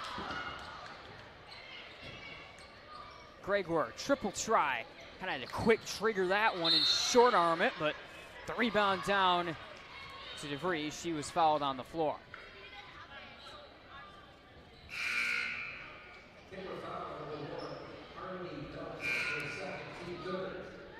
Foul on Belton, her second. 3 on either team in the quarter. See Wozniak checking along with Branch. Concannon in for the Bulldogs. Dogs have gone 8 deep in this ball game. Rakowski is pretty much, I don't think she has left the floor. Same can be said for Gregor, reaching pass for Perez, stolen by Landon Smith. Smith to the rack, fouled by Concannon. Falcons go back to the stripe. 4th foul of the quarter on the Bulldogs.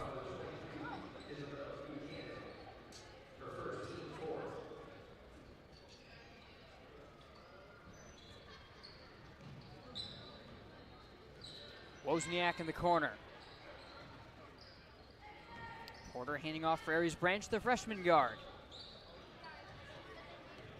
Smith, handoff Porter. Wozniak off the bounce, gets the touch.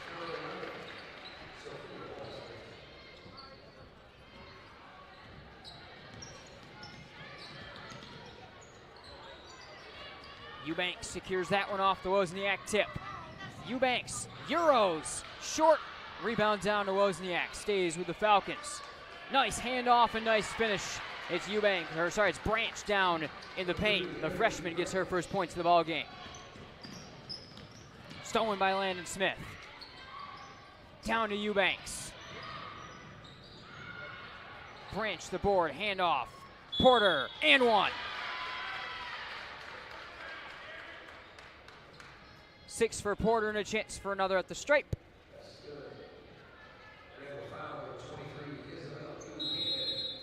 Fouling Concannon. Dandridge will get set to check in. And the Falcons will call a quick timeout before the shooting right here. We'll stick with you through this one. 3rd quarter, 2:25 in the 3rd. 48-17 Bulldogs.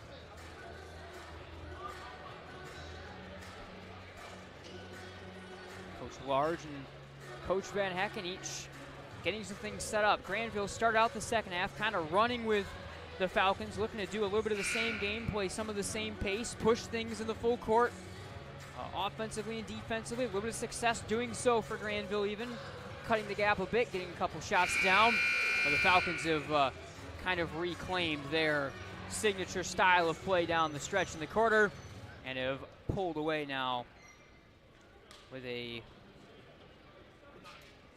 31-point advantage, and out of the break it will be Porter at the line looking to complete the 3-point play.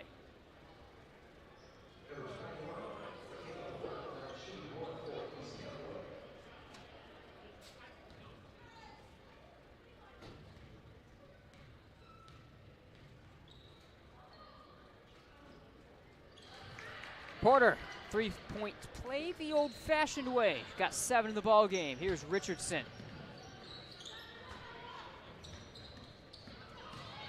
3 for Rakowski. Smith and Richardson race for it. Falcons will take it.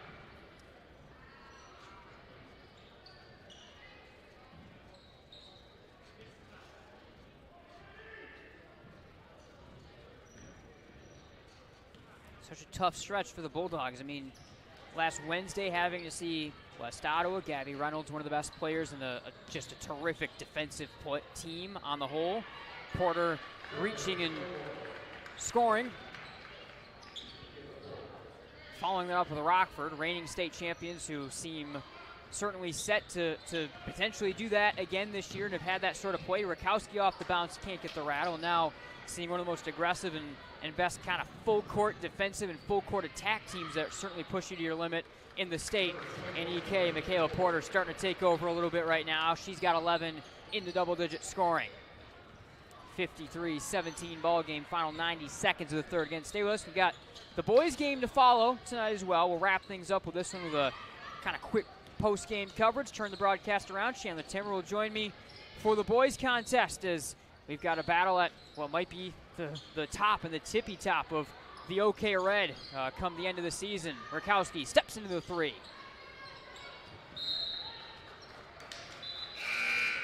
Bulldogs keep it on the knock out of bounds. Couple more subs here for Coach Large as he's reaching a little bit deeper into that bench. Shea Griffin, the junior, checking in. Jaslyn Ward also out there. Dandridge staying out there, and Wozniak. Good find for Gregor with some space. Senior unable to get that one to rattle down. Final minute of the third quarter. Gets rolled out of there to Branch. Branch on the floor, rolls back the other way. Kincannon for the Bulldogs. Poked and fouled. Fourth of the quarter on the Falcons. That'll go on Ward.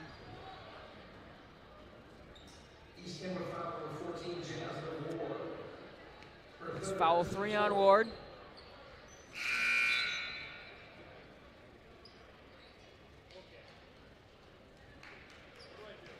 Rakowski will take a breather to close the third quarter for the first time, get a chance to take a seat in the ball game. Perez back in.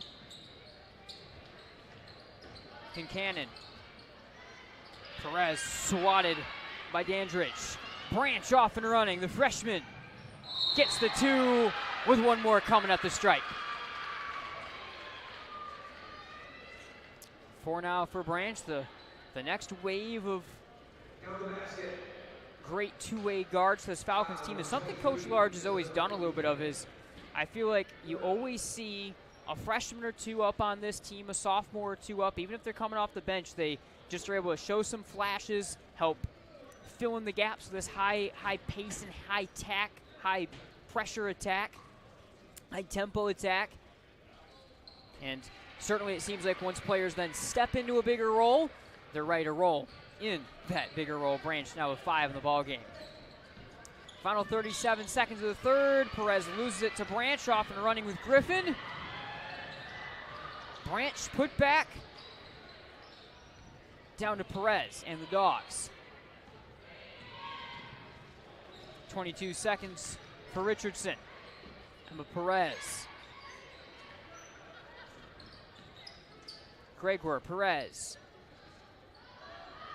Final 10 seconds. Bulldogs will hold for the final shot, set up the offense right here.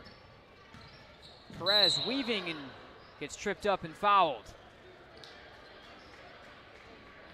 Perez now to the line.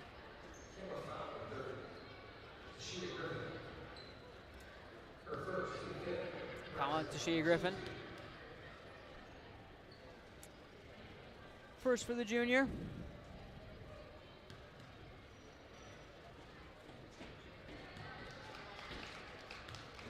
Perez with 7 points. One more she can tie Rakowski for the leading mark in scoring in the ballgame.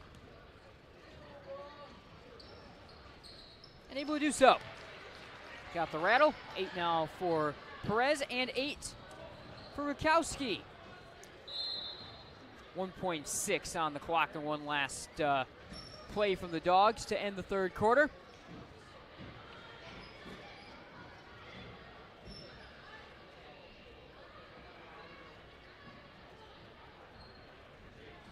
Gregor rolls it for Perez, picks it up, heaves, and we'll go to the final quarter, 56-19.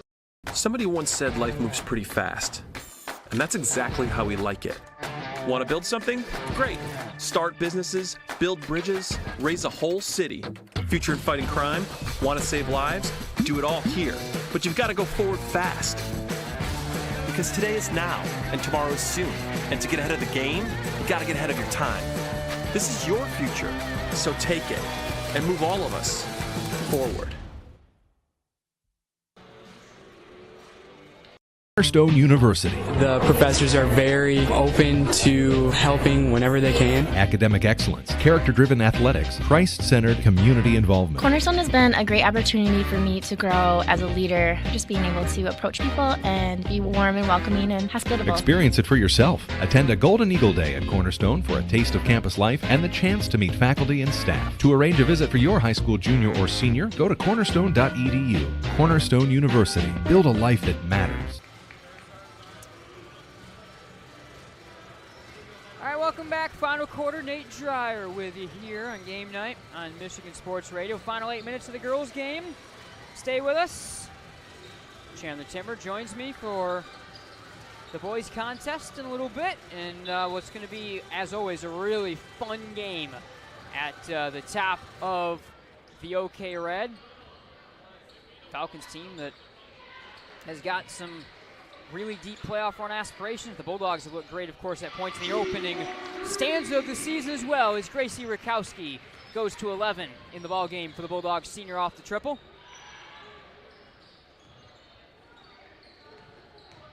Crosby off the bounce gets the score.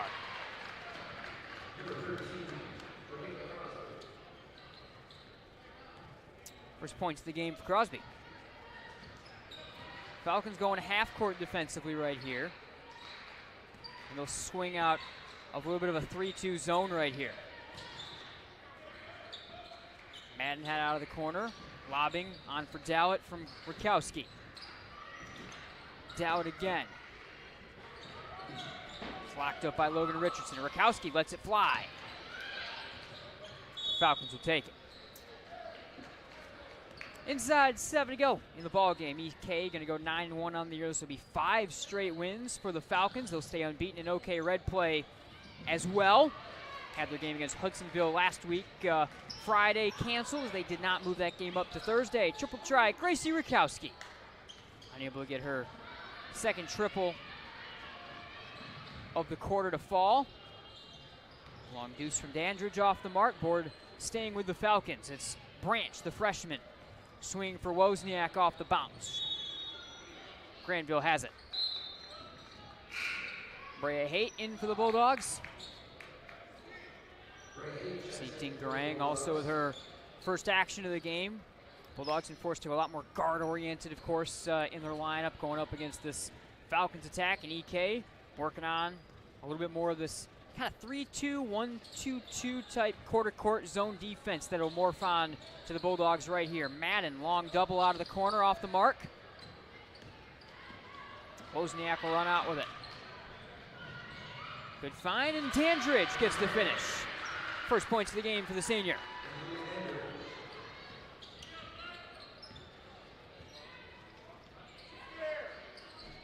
Right down the hatch. Dallett, first points of the ball game.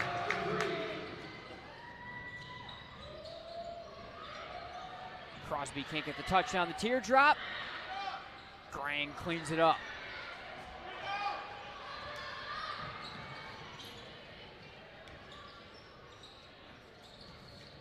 Madden unable to save that one from Haight.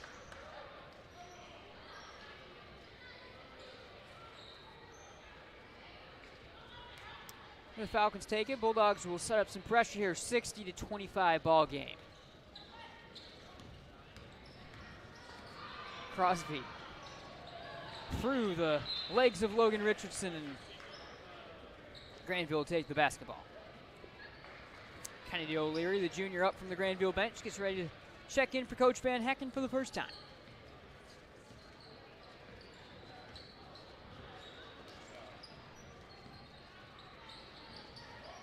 Haight swinging up top for Rakowski. Rakowski off the drive, off the bounce, will go to the line. Good work from Rakowski there. And she's 17 points against Rockford, 11 right now in this one. Foul on Branch is her first. And our first of the quarter on either squad.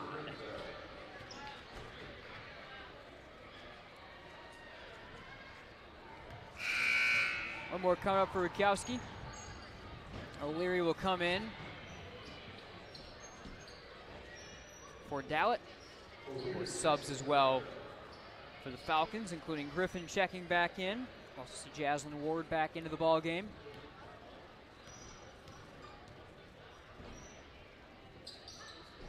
Rakowski 1 of 2 at the stripe. 12 points now for Gracie. Crosby. Wing for Jaslyn Ward. Tries the contested 3. Missed it short. Paddling it in, but paddling it out of bounds. Richardson will turn it over.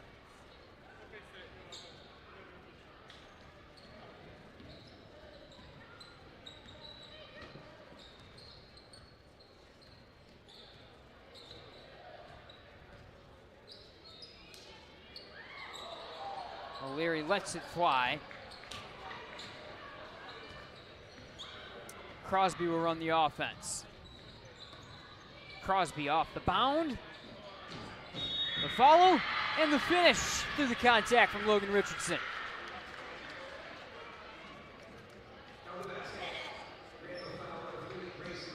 Foul on Rakowski. First of the game on Gracie. Or sorry, third of the game on Gracie. First on the team.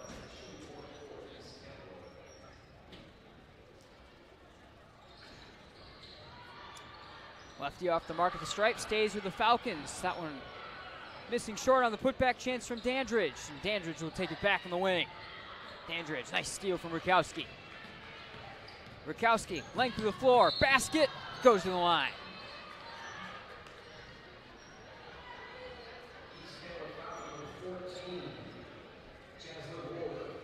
Foul on Ward, her fourth, and Rakowski to the stripe.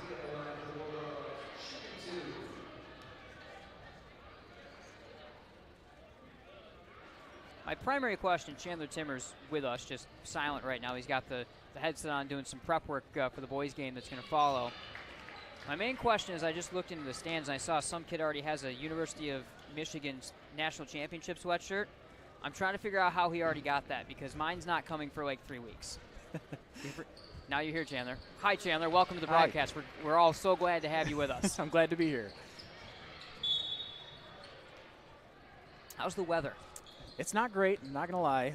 It wasn't, road conditions were not ideal, but we made it. It took about 3 times the length it normally takes for me to get here. That sounds like how it was earlier, too, so that's going to be fun. All right, that's why you all need to stay home and listen to us, and that's why we're glad to bring everyone the coverage here this evening on game night on Michigan Sports Radio. I'll let you get back to work, and I'll wrap up this contest stolen away here from O'Leary, by O'Leary, I should say. Taken back away by Crosby. Driving, and Crosby will go to the stripe. Foul on O'Leary. This is her first, 2 on either team in the quarter. Just past the halfway point of the final frame.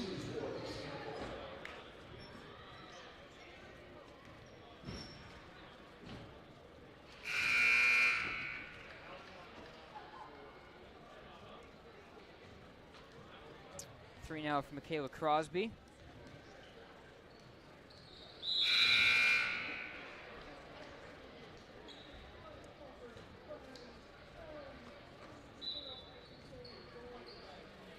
$11 players for East Kentwood have scored in this game.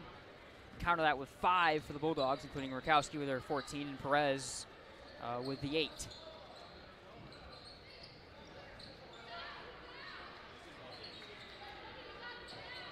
Find the Grang. Stays with Grandville at 3:34.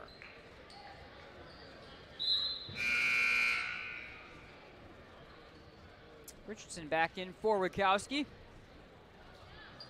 Bulldog leading scorer likely, possibly, done for the evening. Hate to trigger. Got it to O'Leary. Madden back for O'Leary. Maya Madden out of the corner, quick trigger. Ward off and running. Forces it, and Dandridge unable to settle down the hot pass down the floor. 3:18 in the game.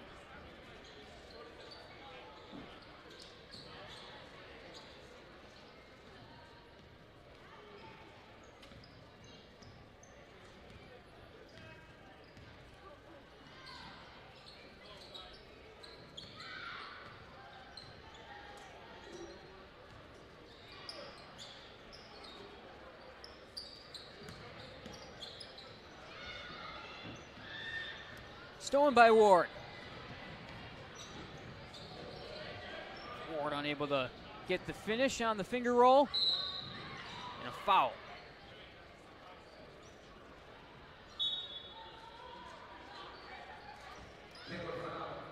Cannon checks in for the Bulldogs. We'll see Wozniak come back in for the Falcons.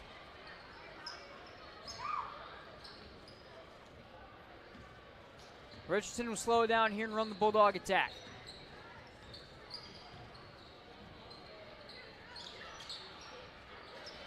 Jumped and stolen by Branch and fed on to Griffin. Blocked from behind by Haight. Dandridge. Forward down to Richardson. Tie up. Alternating possession will stick down on this end of the floor.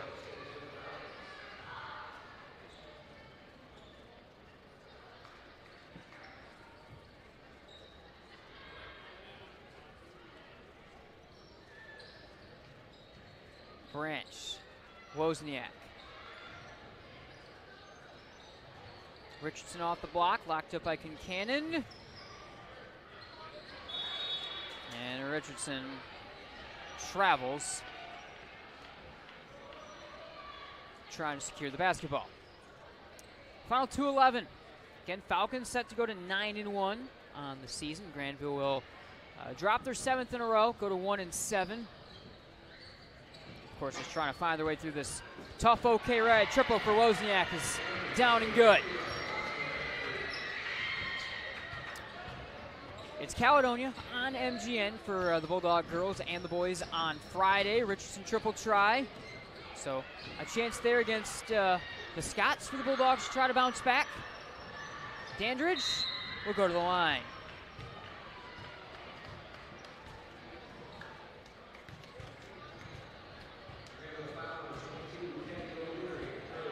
Foul on O'Leary, her second, 3 on either team, as we're inside the final 150 of this contest. Again, boys game, 5-2 East Kentwood, 8-2 Grandville. Up next.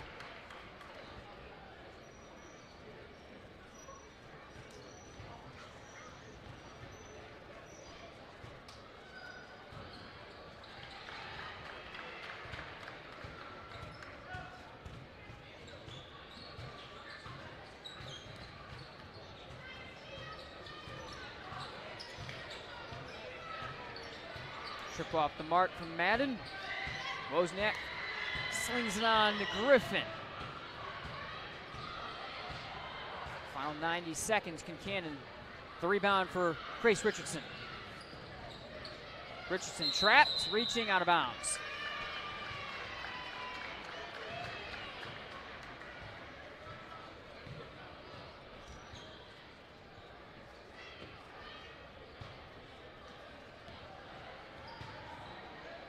Final 105. Dogs out of the zone right here. Dandridge. Triple try.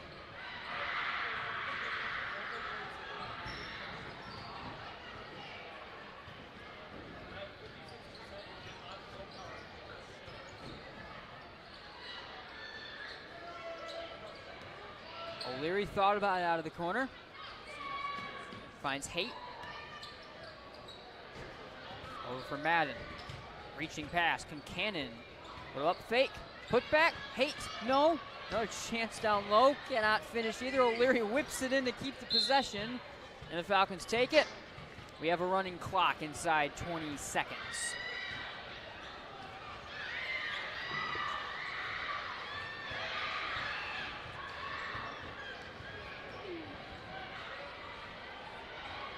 Final 8 seconds out of the corner.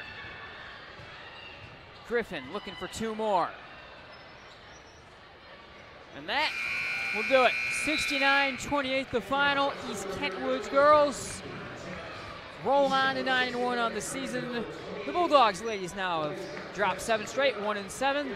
Good chance to try to bounce back on Friday coming up against Caledonia. We'll do a quick recap here for an abbreviated version of our Centennial Securities post-game show. Let's start Farmers Insurance play of, first off, let's do some scoring, by the way. Belton leads all scorers with 13. Porter chips in 11, and just a ton of scoring up and down the Falcon lineup. 4 for Tyler, 5 for Branch. Eubanks with 6. Dandridge with 4. Wozniak with 6 off the bench. Crosby had 4. 6 for Ward, 2 for Smith, 2 for Richardson. The Bulldogs led by Gracie Rakowski with 14 points. Emma Perez chips in 8. Dallett with 3. Greger with 2. Concannon with 1. Farmers Insurance play of the game. How about let's go to unofficially 10 plays of the game. Santana Eubanks, 10 steals, a lot of them coming in that first half of play where she had 8 at the break. Certainly changed the momentum of the ball game early. In a couple of moments also, just that defense and the offense for the Falcons certainly helped lead the way. Excuse me. Centennial Securities presents our winning game plan of the contest, and you go to Coach Large, you go to his defense, you go to the way that they really tighten things down to start the second quarter. Wound up being the winning difference for the Falcons, and the Rainbow Grill presents our player of the game. Harmony Belton led to the scoring for the Falcons. She had 13 and certainly turbocharged the offense and the defense as well in that second quarter where the Falcons started their pull away. Falcons win this one, 69-28 the final, 9-1 on the year for Coach Large's team. Bulldogs fall to 1-7 on the year. We're going to step aside, reset the broadcast. When we come back, the warm-ups are already underway. Grandville, East Kentwood boys, going to be a great one at the top of the OK Rad. Don't go anywhere. We'll be right back. Weights have been lifted. Sprints have been run. Preparation for today's game is history.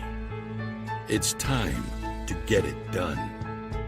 You're listening on MichiganSportsRadio.com.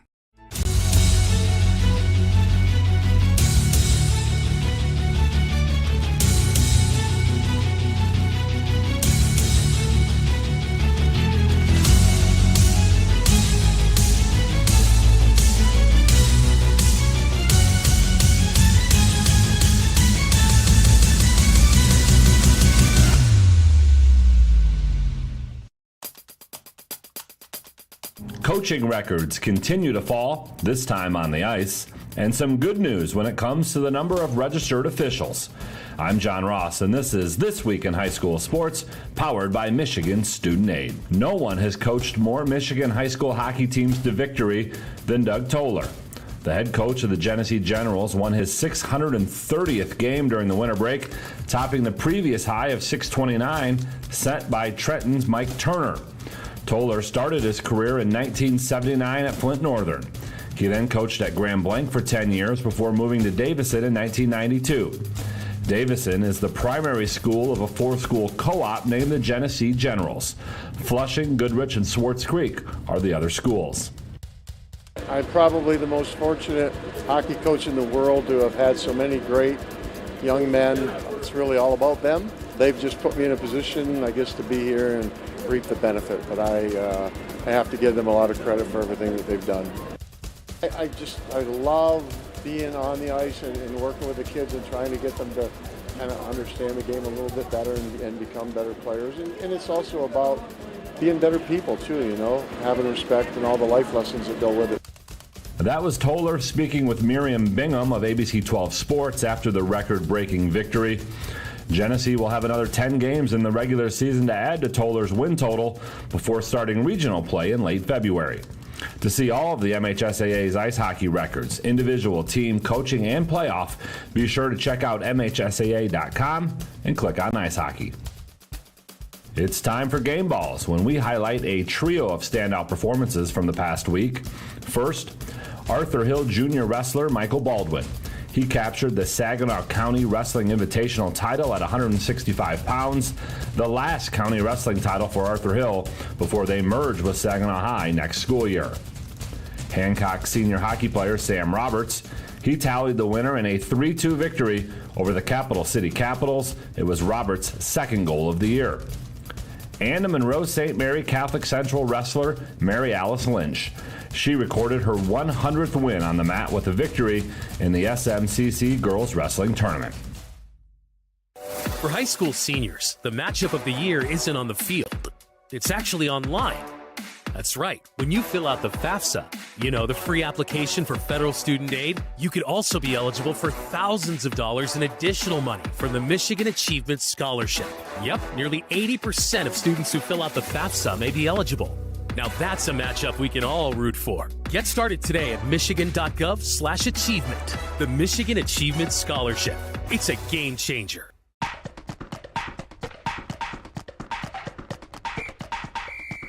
Our weekly Be the Referee feature takes a look at the fine art of officiating with the MHSAA's Director of Officiating Services, Sam Davis. If a basketball team has a good post player, you'll usually hear the opposing crowd call for 3 seconds. But what is 3 seconds and when should it be called? A 3-second violation occurs when a player is in the lane for more than 3 seconds, but it's not always that easy. First, a player can leave the lane and then reestablish position, resetting the 3-second clock. To establish position outside the lane, the player must have both feet on the playing surface outside of the lane. It won't reset the count if one foot is outside the lane and the other foot is in the air. Also, during a throw-in or while dribbling, attempting a shot, or rebounding, there is no 3-second count. The count does not start again until the offense has control of the ball in the front court. Thanks, Sam. Now go to the MHSAA website now to register. Sticking with officiating, for the 3rd year in a row, the number of registered officials in Michigan is up slightly. And while any increase is good news, it still comes after 9 straight years of decline. So while the recent trend is encouraging, there's still a ways to go as a lack of officials puts extra strain on current officials. To help recruit and retain officials, the MHSAA has provided membership in the National Association of Sports Officials. Membership gives officials expanded insurance coverages, access to professional services and development, and a subscription to an MHSAA-focused referee magazine. But there's still a need for more. If you're interested, go to MHSAA.com and click on Officials for more information. Because without officials, it's just practice. You've been listening to This Week in High School Sports, powered by Michigan Student Aid, a production of the MHSAA Network. Thanks for joining us. I'm John Ross, and we'll be back next week. With their intensity, what a move by Wade to the corner. DeYoung, another one!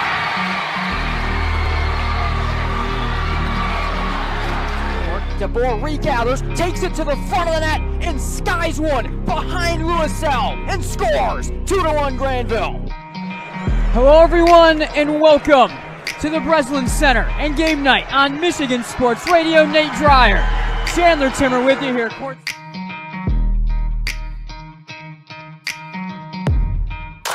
Bob's Ragnaris drives, jams thunderously with 2 hands again. Cam Ragnaris, he's got 10. Bobo skips the right corner to Watson. Catch and shoot 3. Splash! Muskegon has taken the lead, 47-46. Justin Watson, another triple. He has 9. 138 in the 3rd, and a big red lead. By Baker, they'll fling it to Steffen. Aldering to the basket. Merritt Aldering cocks it back, jams it. Timeout, Covenant Christian.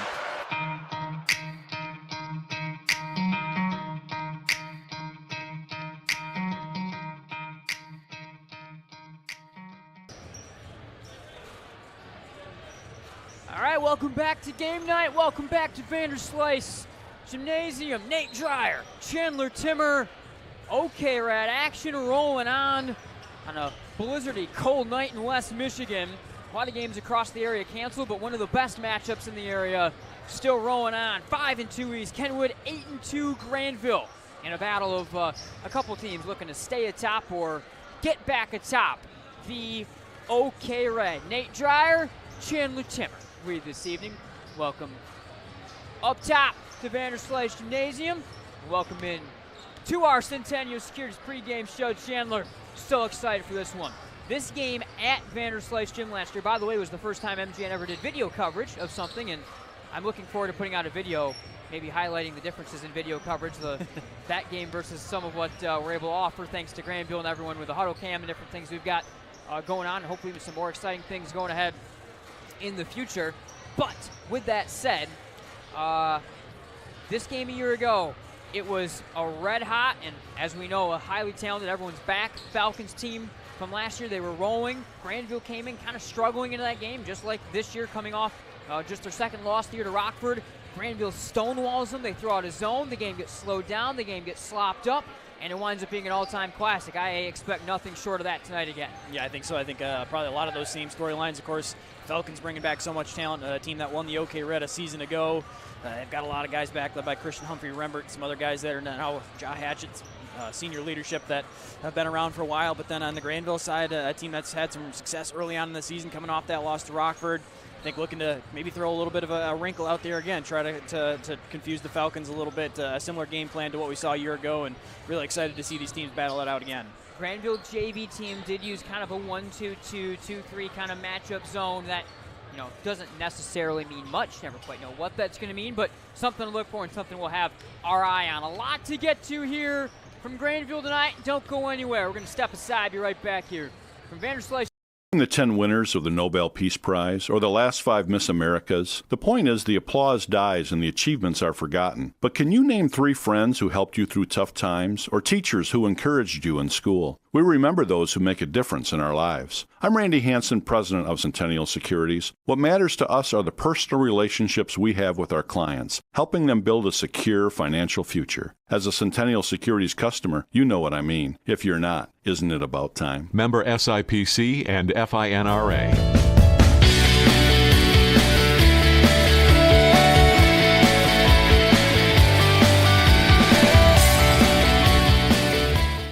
Hey everyone, Nate from Michigan Game Night. If you haven't already, make sure to check out the MGN shop. You can find it through MichiganGameNight.com or the Michigan Game Night page on Michigan Sports Radio. Click on the Buy MGN Merch button or tab on either page and find your way on over. You can check out a store that has hats, beanies, sweatshirts, t-shirts, water bottles, and everything in between, from just simple MGN logo designs to playoff featured designs, designs with famous calls and moments from MGN, and much, much more. Make sure you check out the MGN shop through MichiganGameNight.com or MichiganSportsRadio.com/MGN.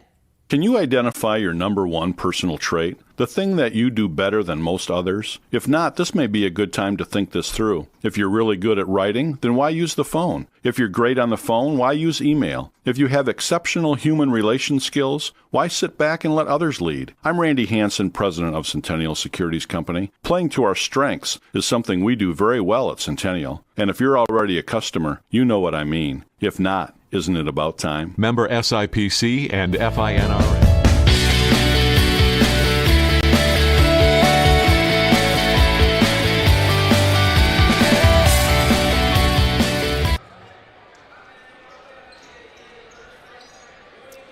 Welcome back, everyone. Vanderslice Gymnasium, Centennial Securities pregame show. Let's take a look. Nate Jar, Chandler Timmer with you at some of our talking points in this one for a couple of 2-loss squads coming in to this battle of Vanderslice Gymnasium. We start with really the baseline note in this game, Chandler, and that is the idea of a Bulldog bounce back. Tough loss, 10-point loss, having to play in a back-to-back against Rockford.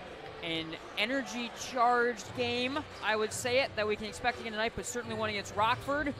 In particular, there was a little bit of a moment that I think led a lot of storylines on social media between Carter Wade and the Rockford student section. I had a chance to talk to Carter before the game a little bit, got his side of the story, and yeah, certainly an altercation that I think Carter doesn't bear much responsibility for what happened and how he took the brunt of it a little bit as well from a couple of non-playing students in that student section tumble. If you don't know what I'm talking about, I'm sure there's clips or something you can find somewhere. There's an MSR broadcast of what happened, but a charged up game in Grandville Rockford, that means it'll be that much more ridiculous the next time they play. But charged up game, charged up loss for Grandville. Got to bounce back. Every time they've lost so far this year, well, just once before this, they've lost this year, they bounce back great in the next game than the games that followed. And this is as good of a chance of any to go out, lose to Rockford, and say, oh, we'll just beat a team that's ranked even higher than the state rankings. Yeah, not going to be easy to do, but as you mentioned, that first loss to Forest Hill Central, a tough one here at home to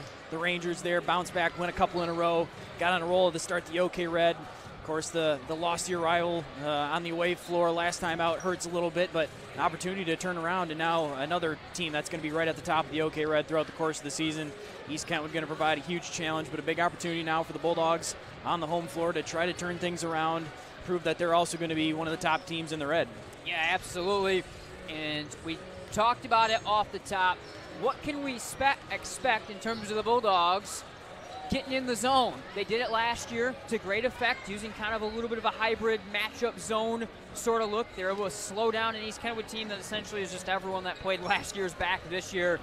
Again, it may not be solely zone. It's never going to be solely zone with Coach Young. But with the length they have, with the way that they want to slow the game down, I think we really have to look to the Grandville defense is where things may get touched up and changed up in this game. Yeah, the last time we saw that zone defense right away to start the game out, it caught us by surprise. I think it caught a lot of people by surprise when you figure Coach Young is so well known for his man-to-man defense, and the Bulldogs do a tremendous job strictly in that style of defense that you really weren't expecting it, but able to break that out and really confused the Falcons for quite a while, allowed them to win that basketball game. And so I think when you've got a lot of the same pieces back for the Falcons team and some of the similarities that are there for the Bulldogs defense, when you've got that length to kind of go to the zone and try to neutralize somewhat East Kentwood and their offense brings to the table, I think a strong possibility that we see that same matchup, and we'll see what adjustments are made a year further on down the road and who's going to win that matchup.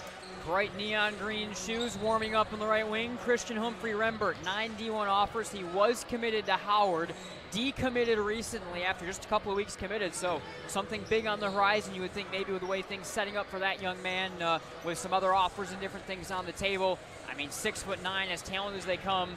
If you're a Grandville fan, you watch us often. I don't need to tell you about his matchup against Cam, or what Cam Regneris brings. You can tell us about that matchup, though, because they're not going to be matched up head-on-head. You would expect a ton. Rembert's on the perimeter. Cam is more in the post. But regardless, the output of those two players is going to be a key talking point in the results of this ball game. Yeah, I think both the natural leaders of their teams, when you look at their output from night to night, both ends of the floor, I think we'll see. We might see those guys go to head-to-head a little bit more. Rembert, a guy that in years past, the athletic ability has always been there.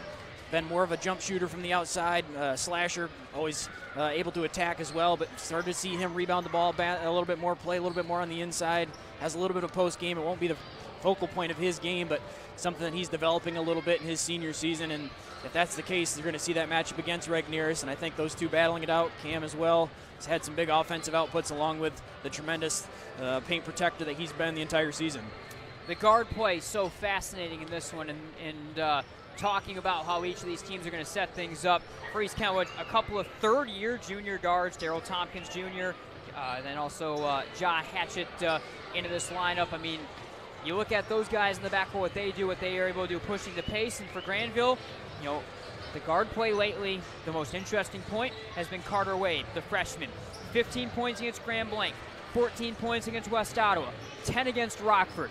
As Grandville has played games where the offense has been sped up, Carter has been getting up to speed, and he is going to have to be a very critical point if Grandville is going to slow down this dynamic and match this dynamic East Kentwood backcourt. Yeah, I think you've seen as the season goes along, his minutes continue to rise up, and especially depending on the matchup, when you've got so much length on the floor, sometimes going to need that extra ball handler out there, and Carter Wade's kind of been the development in that area. He's been another guy that they can bring and help run the offense, handle the basketball quite a bit. I think when you look at some of the speed and the guard play that you see from the Falcons, there's a good chance Carter Wade's going to be a big part of the trying to go out there and find an answer to what the Falcons throw at you. Bulldogs continuing their warm-up. The play of Colin Highbor, we've talked a lot about it throughout the season. Chandler averaging 10.3 points per game of the year. He's been slowed the last couple of times. Up and down, racing pace that kind of took him out of a little bit of his half-court style game against West Ottawa. Only 4 against Rockford. You know, the storyline of him has been all year long, if he scored double digits, Grandville has won the basketball game. You feel like if the Bulldogs are able to get him looks, you know, again, he's a little bit better out of the half court. And if the Bulldogs are still able to get him some looks from 3, open baskets, help keep the pace from deep, that sort of play out of Highbor, incredibly critical for the Bulldogs tonight if he can kind of get to that magic double-digit number. Yeah, you'd have to imagine the Bulldogs going to at least try to keep things under control in the half court early on, get Highbor some open looks. I think you've seen the body language from him. It just looks like he's fighting it a little bit right now, and the style of game, a big part of that. But I think if the Bulldogs can get him going early on, have him see the ball go through the basket a couple different times, really open up. I think he's shown that he's a tremendous shooter, can be a serious weapon for this offense when he gets hot, trying to get him back in rhythm. All right, quickly again, Chandler, for Grandville, really the main key of the game and the main thing we're watching tonight, the pace of this contest. Yeah, I think Falcons going to try to really speed things up, try to get out. They've got so much athletic ability and speed to try to run up the floor in transition. Bulldogs going to try to use their size, and that's going to involve more in the half court, trying to slow things down, lock the Falcons up in the half court, whether that's that zone defense or their man-to-man. But two teams going to be fighting it in the style, and we'll see who's able to come out ahead. All right, Grandville head football coach Eric Stiegel on the public address. Let's send it down to him for the anthem and the intros.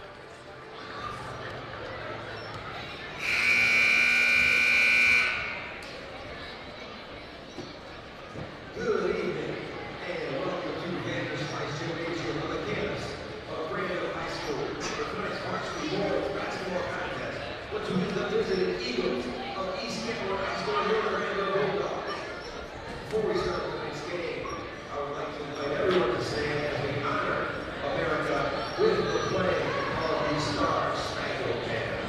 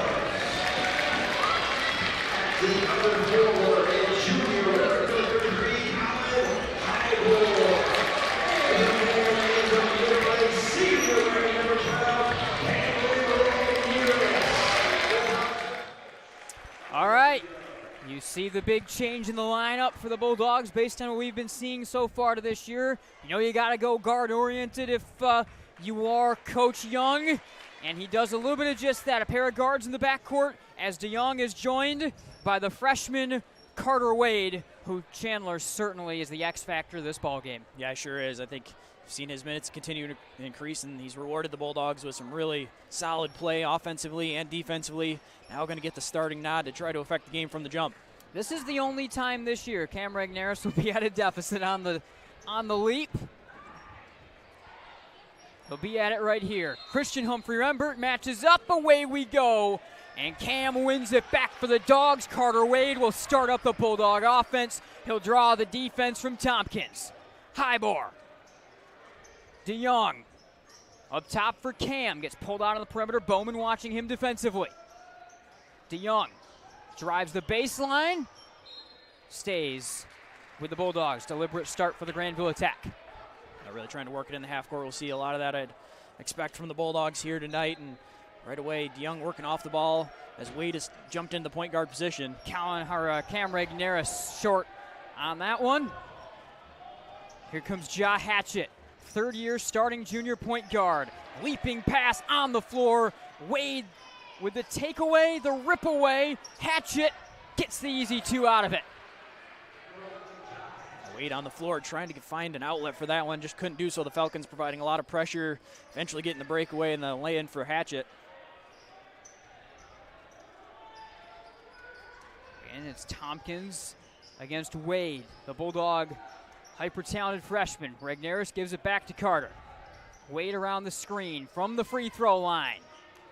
Poured down to Tompkins. Falcons off and running. Probably not the exact shot Grandville wants seen forced. And you see the setup, the 2-3, the matchup zone out here for the Bulldogs. Kind of a 1-2-2 type variety. They'll swing those corners up.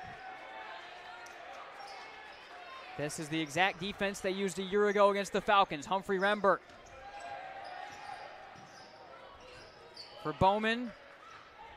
Tompkins, floater. I think Cam just got his hand on a piece of that one. And the board taken in by DeYoung. Good first possession out of the dog zone. Dogs push it. Highbore, triple try for the lead.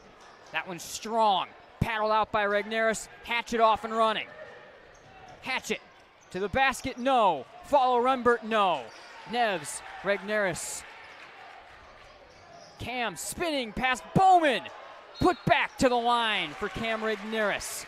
Like I said, good first zone possession defensively for the Bulldogs. Then they're trying to run on offense back the other way. You know, a mistake forced once, but now Cam getting to go to the line out of it. First foul of the ball game on Jaden Bowman.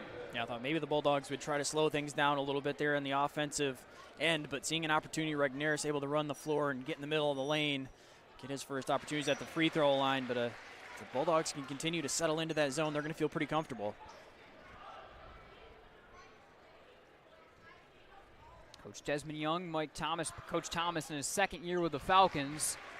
Just saying that, of course, doesn't quite tell the whole picture. A three-time state champion, twice at Kalamazoo Central, once more just a couple years ago at Grand Blanc. And as respect as it comes in the business, as successful as it comes in the business. Humphrey Rembert for Tompkins. Hatchett. Falcons trying to work against the zone. Bit of space. Darrell Tompkins Jr. off the mark. Highbore loses the board to Bowman. Good work inside from Highbore. And Wade will set it up, being faced up defensively in the full court from Darrell Tompkins Jr. Kind of a half-court defense right now from the Falcons outside of Tompkins, who's been pressuring the ball carrier. Caden Neves, Landon Storms, the matchup here on the wing. Size advantage to Neves, goes to work. Bulldogs looking for the lead. Off the side of the backboard, Hatchett off and running. He'll pop the three, blocked by DeYoung. DeYoung out of nowhere from behind. A great read from DeYoung, seeing Hatchett, knowing he was going to be aggressive there, going to try to stop and pop. Wade all the way to the rack, clutches, tries to draw the contact, and a couple of points on that possession. Doesn't get it. Physical game early. Darrell Tompkins Jr. for Hatchett. Lobbing for Humphrey Rembert. Hatchett, triple try. Got it. Hatchett with all five for EK. Falcons back on top. The answer for the Falcons early on against the zone of the Bulldogs, but get it to their size in the short corner there. Get that defense to swing over and then swing it back out for an open three. Wade for Highbore. Bulldogs working with the clock ticking down over the timeline. Highbore, tough entry, got it to Regneris. Gives the shoulder and a spin to Bowman. Cam reaching, Cam scoring. Nice finish from Regneris. He's got all four of the Bulldogs' points. Regneris initially on the entry pass got shoved out well outside, almost all the way out to the corner, but still able to make a move and get to the basket. I think the Bulldogs coaching staff continues to look for some fouls. It's been physical, though, on both ends. Thus far, not many fouls called. Tompkins, errant pass lobbed off the backboard. DeYoung bounding, handing for Regneris. Wade, 3 for the lead. The freshman is pure. Carter Wade finding an open spot on the floor. Regnerus was trapped up right around the free throw line, was looking for somewhere to dump it off. Carter Wade able to find a spot. The defense still trying to recover. Carter Wade, 3 to start off his night and his scoring. Corbin Heckman up, set to check in for the Bulldogs. Wade looked to jump that passing lane. Corner, Landon Storms. Terrific shooter, Storms, third-year junior. Off the mark with that one. 3 minutes to go, 7-5 lead for the Bulldogs. Here's Carter Wade. Tompkins harassing Hybor. Jackson DeYoung for Carter Wade. Dogs will take it, set it up, take their time. Wade off the drive, taken by Landon Storms in transition. Hands it off, Bowman, and we're knotted at 7 again. Transition points, the marquee mark of this offense. Now the Bulldogs, whenever they've turned the basketball over, the Falcons right away going to get out and try to run. And they did so again right there. 4 of their points now coming in transition. Tompkins will get the first foul of the game on the Falcons, or second foul of the game on the Falcons called, and his first. Subs all around. Wheeler is in. Cameron Singer is in. Randy Chapman is in for Coach Thomas. Grandville brings Heckman in for Neves right here. So more of a traditional kind of stretch 4 versus another wing. Lob entry pass picked off by Chapman, the sophomore. Humphrey Rembert trying to split the defense to Hatchett in the corner. Hatchett finds Chapman. Nice feed for Wheeler. In the paint, turning, scoring. Jaden Wheeler puts the Falcons back on top. Yeah, the Bulldogs having some issues there getting into their zone. It looked like at the top, Wade and Young, a little bit of miscommunication at trying to figure out who's going to be on what side of the floor. Kind of just heads looking the wrong way, allowed the entry pass down low. Wade works it around for Hybor. Regnerus thought about popping it. Drives on Wheeler, has the size advantage, and Christian Humphrey Rembert gets his first block of the contest. Sorokin comes in for the Bulldogs. The Falcons doing a nice job of making Regnerus have to work, try to get into the lane, and really doing their work early on, forcing him out from underneath the basket to where he's then got to make a move with the ball instead of just getting that pass on the block and being able to go right up. Hybor triggers for the lead. Got it. Splash.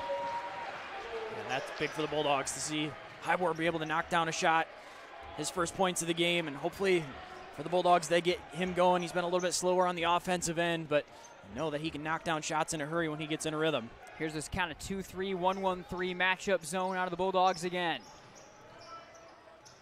Hatchett curling, triple try for Singer.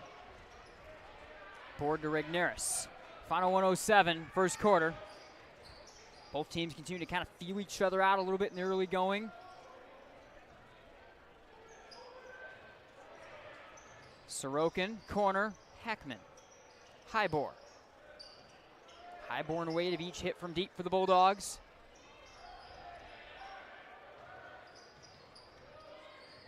Heckman backing his way to the rack. Long floater, no. Board, Humphrey Rembert. Final 40. Hatchett for CHR. Back to Ja Hatchett. Tries the 3 with the late arriving defense and splashes that one down. It's going to be a struggle for the Bulldogs. 8 for Hatchett when he's given space against that zone. Yeah, it's the shot they want to force, but Hatchett is just a great shooter that even a couple feet beyond the arc, when he gets an open look, he's hit a couple. That's his second 3 already of the first quarter. Hybor at the line, turning for the tie. Humphrey Rembert the board. Hatchett with 8 seconds. Falcons a chance to tack on right before the end of the first. Chapman, the sophomore, at the elbow with 2. Humphrey Rembert flying. And he'll draw the contact, and he'll go to the line with .4. First chance at scoring for Humphrey Rembert. He's made some plays on the defensive end, a couple blocks, deflecting some passes. They're off the pass in the initial pass down into the free throw line area. He's able to slash to the basket.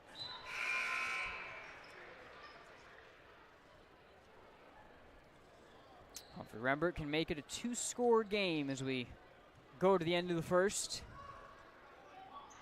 And he does so. CHR 2 for 2 at the stripe. And that'll do it for the first quarter. We're going to step aside, be right back here on game night. 4-point lead for the Falcons. It's a beautiful time of year, but for many, it is also the beginning of allergy season, which means lots of sneezing, itchy, watery eyes, runny nose, constant drainage, or ear pressure. These are all allergy symptoms we regularly treat. Don't let your allergy stop you from enjoying what you love to do outdoors. We have several ear, nose, throat, and allergy specialists ready to see you. Find us online at MichiganENTallergy.com. We look forward to helping you enjoy the outdoors again. Somebody once said life moves pretty fast, and that's exactly how we like it. Want to build something? Great. Start businesses, build bridges, raise a whole city. Future in fighting crime? Want to save lives? Do it all here. But you've got to go forward fast. Because today is now, and tomorrow is soon. And to get ahead of the game, you got to get ahead of your time. This is your future, so take it, and move all of us forward.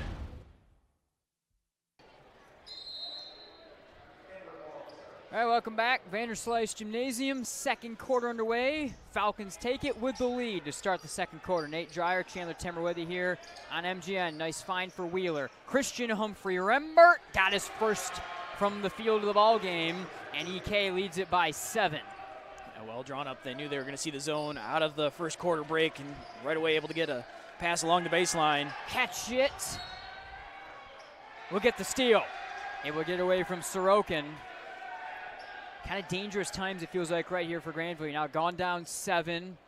The Falcons have hit a couple of tough threes on the last couple of possessions on well set up plays. That's kind of the one thing you don't want to see. They have to settle it down. Good work from DeYoung, getting the hand in there.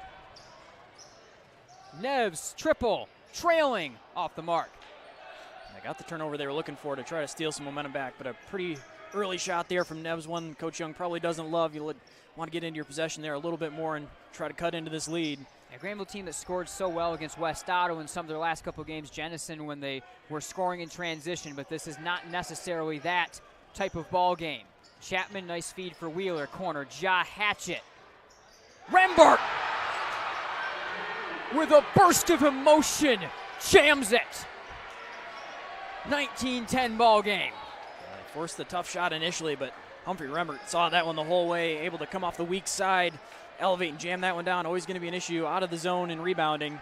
Neves, tough pull-up and a needed answer from Caden Neves. He's on the score sheet for the first time. I think the list of guys in West Michigan that can pull off that sort of elevation and put back jam is probably one, or not many more than one. For sure. Very few. And that's, we've seen this kid since he was a freshman. We saw him the very first game off the COVID break, his freshman year. He was 6'7" then. He'll trigger and he'll hit again. This is about as good as I've ever seen Humphrey Rembert look in a game as well. Yeah, he's got a quick 8 points now in the second quarter. A couple threes, the highlight jam as well. Double digits in the ball game. Driving, Jackson DeYoung. A good, tough finish. The Bulldogs are finding a way to answer while Humphrey Rembert's putting up the big plays on the other side. Randy Chapman to the corner for Singer.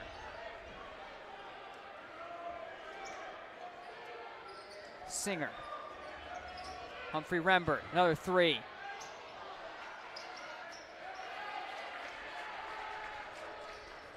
Lead at 8. See if Grandville's able to set something up here. They'll work it quickly to Heckman. Rolls out the 3. Good look, can't get the finish. Bulldogs are pretty set on attacking early right now. That seems to be one of their main offensive focal points. It's not exactly the way they certainly went at it last year in this game. And the first look they get at the basket, and an open one for Heckman there, so you can't fault him, but pretty early in the possession once again. Singer misses from deep. Corbin Heckman will run it out. DeYoung into the 3. Again, shooting right away. What a rebound from Regnerus, skying and scoring. Definitely seems like the Bulldogs have been coached now. We've seen that as a trend, that the first look they get, they're going for it rather than try to work something down low. And when you've got Regnerus down there that can clean it up, it pays off. It is interesting. Like I said, very different strategy to what they worked in this game, which was a similar, you would think, game plan to what they want to do this year. Nice active hands from Xander Sorokin. Sorokin behind the back, tripped up and fouled. Singer wants a travel. It will be a foul. Vanderhart and Wade, the Bulldogs youngsters, each going to come in right here, along with Daryl Tompkins Jr. and Landon Storms. So Grandville going all underclass backcourt. First foul of the game on Singer and of the quarter on the Falcons. Coach Young not afraid to throw his young guys right into the fire here in a moment, too, when they're kind of really just trying to hang on. Christian Humphrey-Rembert having a tremendous quarter. They've kind of been able to sustain that initial wave and now trying to get right back even. Caden Neves along the baseline. Tough finish. And the story in this quarter has been the plays from Rembert, but the Bulldogs have found several tough answers right back, and they've got it right back down to 4. Dogs keeping their work defensively out of the zone. Chapman, extra feed to Ja Hatchett. Off the drive, swatted by Cam Regneris. Ja Hatchett initially able to drive past Vanderhart, was trying to keep up, but you've got Regneris lurking down there. Hatchett thought he could get it up off the backboard, but Regneris says no. Storms. Grandville goes man-to-man defensively here off the inbound. Regneris again, maybe just get a piece of that one. Boards settled down by Chapman. Triple try, Tompkins. Corner, Hatchett, another second and now third chance given up by the Bulldogs. Wheeler spinning. Chapman travels up and down Grandville basketball. You just can't give up that many second chance opportunities to this team. I think Grandville's effective point is going to have to be not allowing those and having their defense get out one and done. Yeah, survived that one, but there's been a couple times now, loose basketball right there in the lane, and the Falcons have been able to steal it away or scoop it up. Led to some second chance opportunities. Carter Wade locked up by Hatchett. Here's Regneris. He draws the Wheeler defense. Nice find, and one. Corbin Heckman. Yeah, great feed from Regneris. Had to pick up the dribble as the Falcons trying to reach in there and steal it away from him, and then the cut along the baseline from Heckman. Tremendous job getting positioning there in the alleyway for Regneris to slide that one through some traffic, finishing the foul. First foul on Storms. We're going to have plenty in our Farmers Insurance halftime show of highlights from this first half of play with the tough finishes, the jams, the rejections. 3-point play incomplete, but the Bulldogs have got it back down to a one-score game. Game of runs for certain here at Vanderslice Gymnasium tonight. Hatchett, Tompkins, swung Storms. Here's Humphrey-Rembert. Locked up by Caden Neves. Foul. First foul of the quarter on the Bulldogs. Neves really forced to bear down him. There has caught it once again in the short corner, trying to cut him off from going along the baseline, force him back out. Threw a little too much body there and some contact.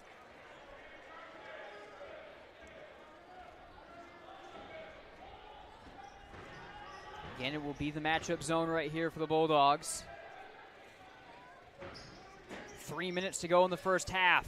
Tompkins jumping around the screen. Humphrey-Rembert, man-on-man versus Regneris, and that matchup goes to CHR. That's the area of his game. You can definitely see some development already from even last year. And inside there, got a strong bump from Regneris as well to bump him away from the basket. Didn't matter. They'll do it again. Cam, extra move and score. Back and forth, the big men go. Cam the answer this time. Yeah, there's that head-to-head matchup we talked about a little bit in the pregame. Now seeing them battle it out. Humphrey-Rembert, stolen by Carter Wade. Physical tie-up right there.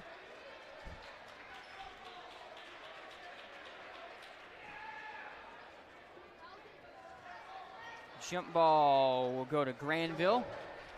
Bulldogs take it. Neves takes a seat. Highbore comes in. And Grandville can tie or take the lead on this possession. I have to say, too, Carter Wade is not afraid to jump and lay it out on the all on the floor there, sacrificing his body, trying to get possession.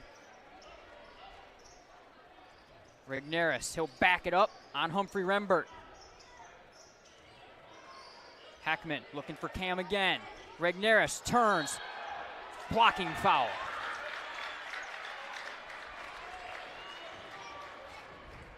That's when Humphrey-Rembert's probably looking for the charge call there. Regneris has made some strong moves to the basket. He's been able to finish on them. Looked like there, the Rembert leaning back a little bit before the bump, and that's where the blocking foul going to come in. First foul on CHR, third on the team. Highbore, Heckman, Regneris, He'll try it for the lead. Cam Regneris. Bulldogs back on top. Regneris showing he can get it done at the rack, and then also seeing Rembert step out and hit a three. He's going to do it himself. Storms lobbing for Tompkins.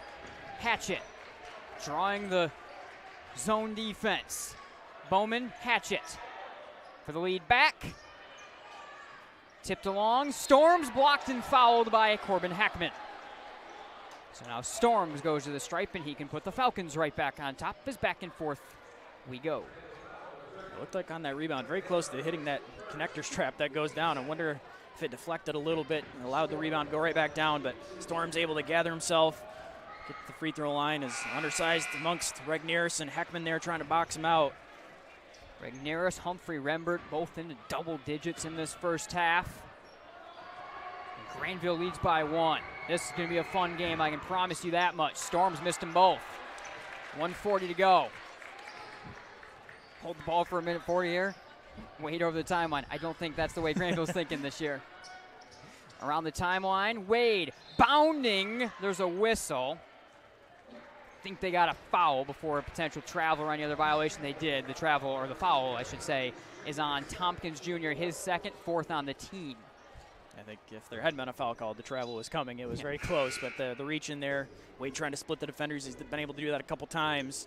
The reach in and the foul coming before the extra step. Singer, Tompkins swap out for each other off the second Tompkins drawn call. Hackman try to throw it off the foot of Storms. Bounds around, stays with Grandville. Floater to Young, missed it short. Singer, Storms somehow combined to save that one on the end line. See the presence of Humphrey Rembert down low, forced that kind of awkward floater from DeYoung, had to leave it a little bit short. Bowman for the lead back, no. Board to Wade. Final minute.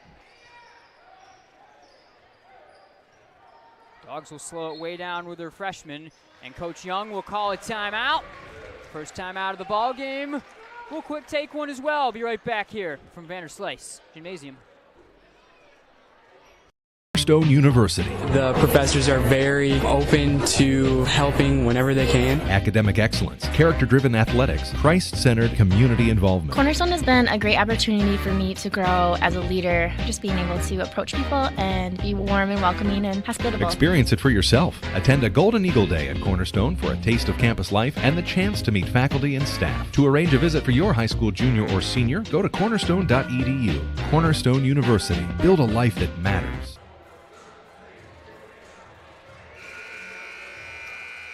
All right, welcome back to Vanderslice Gymnasium. 25-24, Grandville over East Kentwood. Nate Dreyer, Chandler Timmer. This one's been fun. That's probably the first best thing to say about it. Really fun contest. Bulldogs will get it out of the break right here with 53 seconds to go. We'll see if maybe they try to hold the ball and have the lead into the half, or what they're planning out right here. It looks like that might be the case, as Wade now will start it up around the screen from Cam Regneris. Wade on the floor. Held the ball, EK takes it. DeYoung will come in for the Bulldogs. I think that's one thing Bulldogs probably going to work with Wade on as he progresses in his career. A little bit wide on the dribble as he's trying to turn the corner. Allows for the extra defender there to try to come over and reach in and force him to lose his footing, and also the basketball on the jump ball. Singer. Rembert, Hatchet, Storms. Bowman got the inside position and gives the Falcons the lead back. Yeah, Bowman, the move there, able to work his way back in the middle of the floor. Regneris had a difficult angle to try to contest that one. 15 seconds and less. Grandville clears out the entire side of the floor for Wade. Now they'll bring up Regneris for the screen. Gets jumped by Bowman. Wade trapped with 5. Regneris across. Heckman steps around at the buzzer. And it will be a 1-point advantage for the Falcons into the break. What a half of basketball that was. Back and forth. We went a game of runs. It looked like to start the second quarter, East Kentwood was about to run out, maybe start to hide a little bit, going up 7 right away. Grandville answered back. And this certainly is not going to be a game where I think either team are going to have a chance to run away and hide. No, it doesn't seem like it. I think both these teams have been very aggressive. We've seen a lot of running up and down the floor, but Big response there from the Bulldogs in the second quarter. Christian Humphrey Rembert went on a run of his own, had 10 points in that second quarter, but Bulldogs sustained it and find themselves down just 1 at the half. All right, a lot more to get to. We'll be back with some highlights, some stats, and much more during our Farmers Insurance.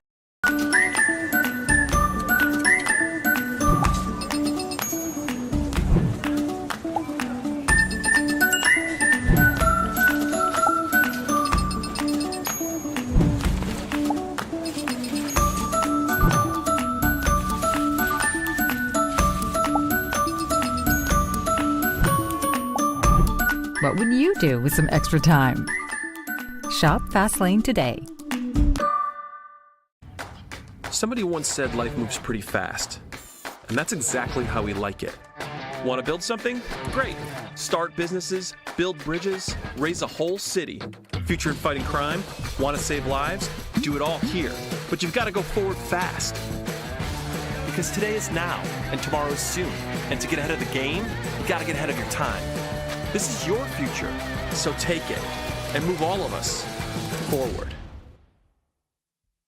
Are you looking for a new career? Aetna Supply is hiring. Aetna Supply is Michigan's #1 plumber wholesaler, servicing local customers for over 50 years. They offer great benefits, a 401k with company match, quarterly bonuses, and no Sundays. Once again, check them out at aetnasupply.com/careers or click on their logo on the Michigan Sports Radio homepage. Have you recently collided with a deer or been caught in an unfortunate accident? Don't worry, Car Center Collision and Glass is your trusted partner to bring your vehicle back to life. With convenient branches in Cedar Springs, Burton Heights, Alpine, and Big Rapids, we're right around the corner to provide expert assistance. From collision repairs to mechanical fixes, we're your one-stop solution for all your car needs. Check us out at carcentermi.com. All right, welcome back to Grandville, everyone. Nate Dreyer, Chandler Timmer here in our Farmers Insurance Halftime Show, 26-25. Fun one between East Kentwood and Grandville at the break. CT, if you can please take us through some stats from our first half scoring report. All right, we'll start Bulldogs leading the way. Regneris with 11. Neves had 4 points. Carter Wade and Hybor each with 3. And Heckman and Young both with 2 for the Falcons. And leading all scorers in the first half, Christian Humphrey Rembert with 12. Ja Hatchett had 8. Bowman had 4. And Wheeler with 2. All right, we'll take a look back now on some of our first half highlights. Defense, of course, a very big part of it that we'll see on some of these highlights. Let's start it back up here in the first. Tompkins, who's been pressuring the ball carrier. Caden Neves, Landon Storms, the matchup here on the wing. Size advantage to Neves, goes to work. Bulldogs looking for the lead. Off the side of the backboard, Hatchett off and running. He'll pop the 3, block.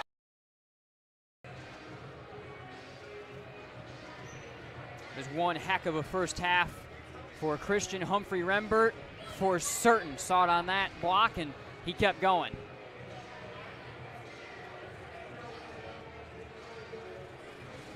We're scoring in transition, but this is not necessarily that type of ball game. Chapman, nice feed for Wheeler, corner, Ja Hatchett. Rembert!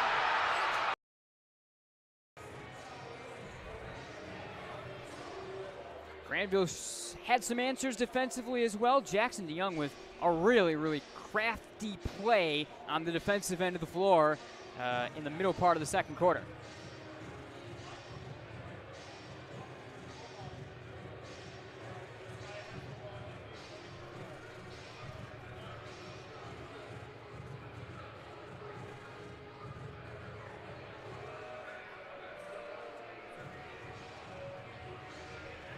That was actually the Cam Regner. That wasn't a crafty block. That was just Cam swatting it 2 rows deep.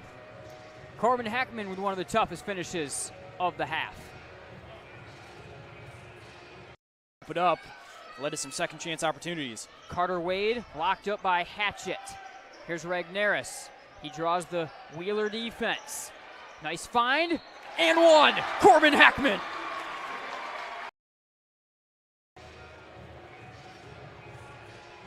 And lastly, Cam Regneris with probably the loudest moment of the first half.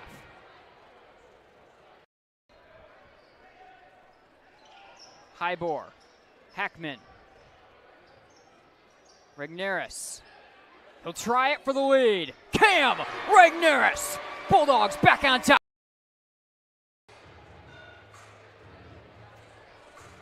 12 points for Humphrey Rembert. Double digits also for Cam Regnerus in the first half.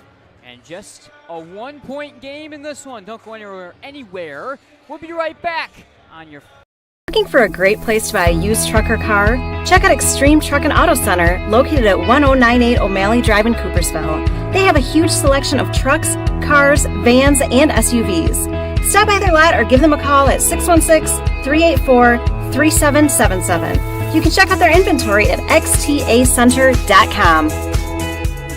Michigan hearing experts sell and service several brands of hearing aids. Are you having trouble having a conversation or unable to hear the latest play of the game? We perform comprehensive hearing exams and use real ear measurements to ensure optimal functioning hearing aids for your unique needs. Our highly trained doctors of audiology are dedicated to helping you reconnect with your world. Visit MichiganHearingExperts.com to find a location near you and take the first step towards better hearing with Michigan Hearing Expert. Cornerstone University. The professors are very open to helping whenever they can. Academic excellence, character-driven athletics, Christ-centered community involvement. Cornerstone has been a great opportunity for me to grow as a leader, just being able to approach people and be warm and welcoming and hospitable. Experience it for yourself. Attend a Golden Eagle Day at Cornerstone for a taste of campus life and the chance to meet faculty and staff. To arrange a visit for your high school junior or senior, go to cornerstone.edu. Cornerstone University. Build a life that matters.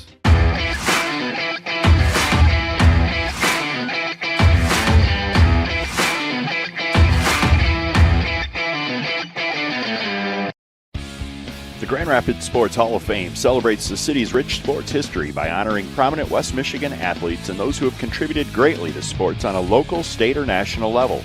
A class is elected each year and then honored at an induction ceremony in the fall. They also prevent annual events in support of West Michigan athletics, and they raise funds to support local youth organizations and charities.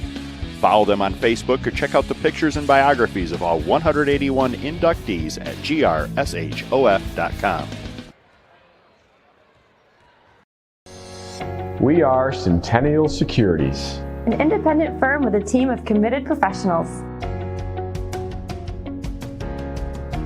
who strive to exceed our clients' expectations by giving outstanding service.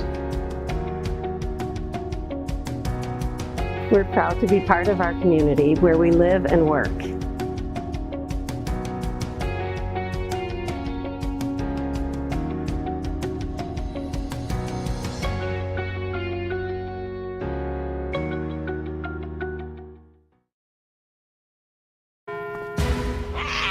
You can feel confident choosing Farmers, which means a black cat doesn't always spell bad news. What about a gang of them? Actually, a group of cats is called a clouder. Isn't that right, tough guy? We are farmers. Bum, bum, bum, bum, bum, bum. All right, welcome back. Nate Dreyer, Chandler Timmer with you here. Game night on Michigan Sports Radio, Centennial or Farmers Insurance halftime show. 26-25, EK by 1 at the break. The difference right now, Christian Humphrey Rembert scored 1 more point than Cam Regnerus. I guess that's kind of your difference, like we talked about, certainly would be in the pregame show. Keys to the second half for Coach Thomas, Coach Young. Yeah, I think for the Bulldogs, you just are trying to limit your turnovers, and the opportunity that the Falcons have been able to get out and run, they've been able to capitalize off some loose ball situations, turnovers, got out and run, get out in front of that zone defense from the Bulldogs. I think the Bulldogs also, when they're in that zone defense, need to do a little bit better job recognizing when the ball is in the hands of Hatchett and Humphrey Rembert. Been able to shoot a couple threes over the top of that zone if they can close out a little bit quicker, allow them, or prevent them rather from taking the game over on defense. We'll be sitting pretty good offensively, I think, for the Bulldogs. Still want to see Colin Hybor getting it going a little bit. He had 1 3 there in the first half. I think we've seen some early catch and shoot opportunities in the possession. Hybor hasn't had a ton of those. I think if they can get him anywhere close to double digits, that's kind of been the magic number we've talked about multiple times. But if they can see him hit a couple more shots in the second half, I think the offense will be in a better spot. Grandville brought a slightly different lineup to open the ball game. They will bring that back out there as DeYoung starts in the backcourt along with Carter Wade, and then the Bulldogs bring Neves and Hybor out on the wing and Cam Regnerus in the middle of things. Falcons roll out their lineup of Storms, Tompkins, Hatchett, Bowman, and Humphrey Rembert, which has been their primary unit to open ball games and halves throughout the season for Coach Mike Thomas. Second half of play is about underway. Dogs get it to start the second half, trailing by 1. Assistant coach John Teske gets one last high five in with a couple players as the Bulldogs get ready to go to work. 12 for Humphrey Rembert in the first half, 11 for Cam Regneris. They lead the way. Carter Wade, the Bulldog freshman, with 3. He knocked down a triple, and immediately the Falcons bring their patented second half pressure on. They love to up the tempo of the ball game in the second half. Nice swing pass to Hybor, finding Regneris, working, turning, stolen by Hatchett. He's off and running. Ja Hatchett to the basket, scoring. East Kentwood doing what they do best and upping the temperature on the ball game. They've done it all year long in the second half. Yeah, immediately forcing a wild possession from the Bulldogs. Got the pass, knocked away from Regneris, able to get out and run. Tough pass right there from Wade, jumped and stolen by Jaden Wheeler, who actually is getting the second half start. And a foul is going to be called on Carter Wade. You know, you look at East Kentwood throughout the year, even you go back, their win against Jenison, 73-33. They were down in the second quarter of that game before they won by 40. This is a team that lives for the second half. They did it last year against the Bulldogs too. You have to find a way to mount this storm and survive this storm. And right now, Ja Hatchett is cooking up the biggest part of the storm. He's got 12. Yeah, third quarter starting much like the second. The Falcons taking over. This time it's Hatchett instead of Humphrey Rembert, but talked about the keys for the Bulldogs avoiding turnovers. The Falcons say we're going to force as many as we can. Colin Hybor, fortunately for Grandville, is able to settle that wild pass down and get his 4th and 5th point of the ball game. 3-point game again. A dangerous pass, but it works out. The bounce right to Hybor, gets the open lay-in. He's got 5 points now, and looks like the Falcons now going to try to get into the half court a little bit more. And Grandville will be able to set up the zone a little bit. They were forced running more into man sets, and that's where East Kentwood wants them. Humphrey Rembert, Hatchett, Chapman, the sophomore, rising, can't score. Board to Neves, he's off and running. Outlets it, pass to Young. Coach Young not thrilled. I think Grandville's got to work slower. I think that's going to have to be critical for them. Yeah, it's so tempting when you see the Falcons getting out and running and they're getting turnovers and they're making moves up the floor and you want to do the exact same thing. But I think the strength for the Bulldogs is you get that turnover. Of course, if it's there, you just don't want to force it. Neves there had Young run on the floor, but the defender in the way. Wheeler on Regneris. Cam got a piece of it.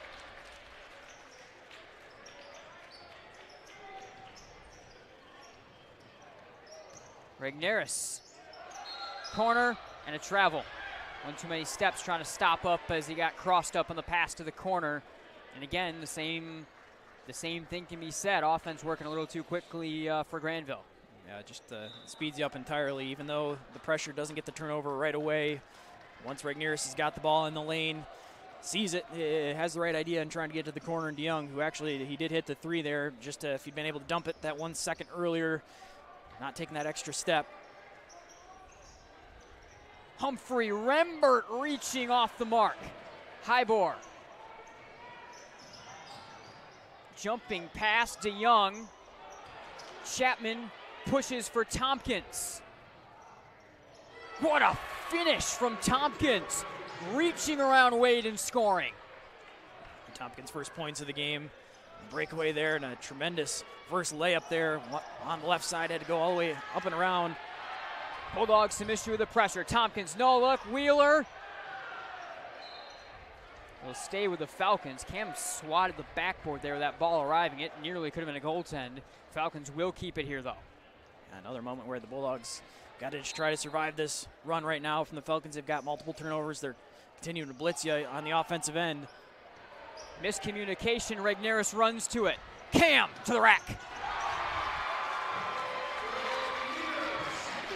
Where the Bulldogs working in transition. The inbound pass over the head, unrecognized, and Regneris, the effort to chase that one down, easily probably could have let that one bounce out of bounds. The Bulldogs take possession, but runs that one down in the open floor. 13 points for Cam Regneris.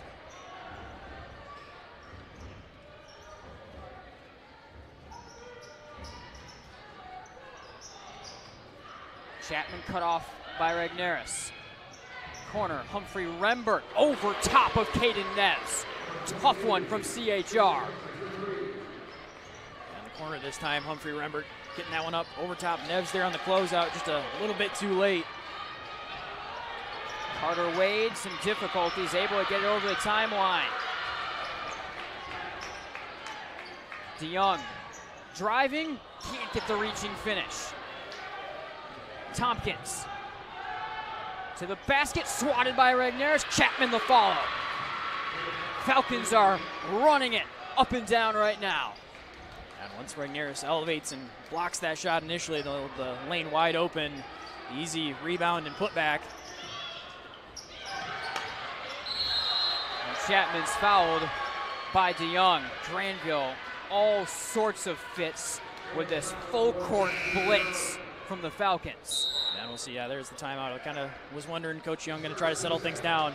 He will do just that. We'll take a timeout as well. Hearing experts sell and service several brands of hearing aids. Are you having trouble having a conversation or unable to hear the latest play of the game? We perform comprehensive hearing exams and use real ear measurements to ensure optimal functioning hearing aids for your unique needs. Our highly trained doctors of audiology are dedicated to helping you reconnect with your world. Visit MichiganHearingExperts.com to find a location near you and take the first step towards better hearing with Michigan Hearing Expert. All right, welcome back to Grandville, but all East Kentwood to start the second quarter. Falcons led by one, or third quarter. Falcons led by one at the break. Now a 37-29 advantage, and Chandler, the game's been played exactly as Coach Thomas wants it so far in the third frame. Yeah, 11-4 and the Falcons advantage in the third quarter at this point, and then right away, the start of the second half, the Falcons throwing that pressure out there. They've upped the turnovers, upped the opportunities in transition, been getting some open looks out of it. Bulldogs have yet to settle things down. Got a couple of breakouts and opportunities in the full court of their own, but I think they're going to try to really settle in. They've got an opportunity out of the timeout now to set up their zone, try to get back in this game. Ja Hatchett. Humphrey Rembert. Tompkins back for CHR. Tries the tough pull-up. And another second chance board. Unhappy Coach Young with it. Goes to EK. Chapman handoff. Bowman to board to Hybor. Barely surviving again. The Bulldogs laying there, just rolls out harshly, but Coach Young, as he's mentioned, not happy. Both Wade and Neves kind of looking at each other, expecting the other one to go for the rebound.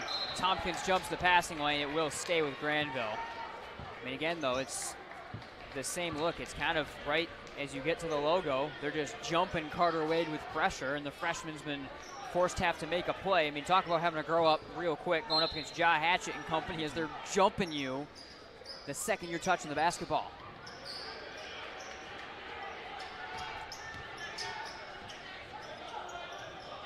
Cam Regnerus. Corner for Jackson DeYoung. Neves. Bottles it around. Keeps the possession for a while, and then a foul on Humphrey Rembert as he grabbed across. That'll be the first foul of the quarter on the Falcons. It's difficult with the speed of the Falcons at every position. Neves is trying to lower his head and going to drive to the basket, but so many defenders there. The help defender's able to reach in and knock that one free. Regnerus fouled. Falcon faithful wanted a little bit of a push right there and an elbow, and they may have had a case to it. That's the second foul on Bowman. Yeah, Regnerus has had to get pretty physical on some of his drives to the basket. Been able to throw the body around a little bit. Hasn't been a ton called. I think Falcons maybe also looking for a travel, but Regnerus can get to the free throw line either way. Regnerus with 14. Humphrey Rembert has 15, so he can match him with the second at the stripe.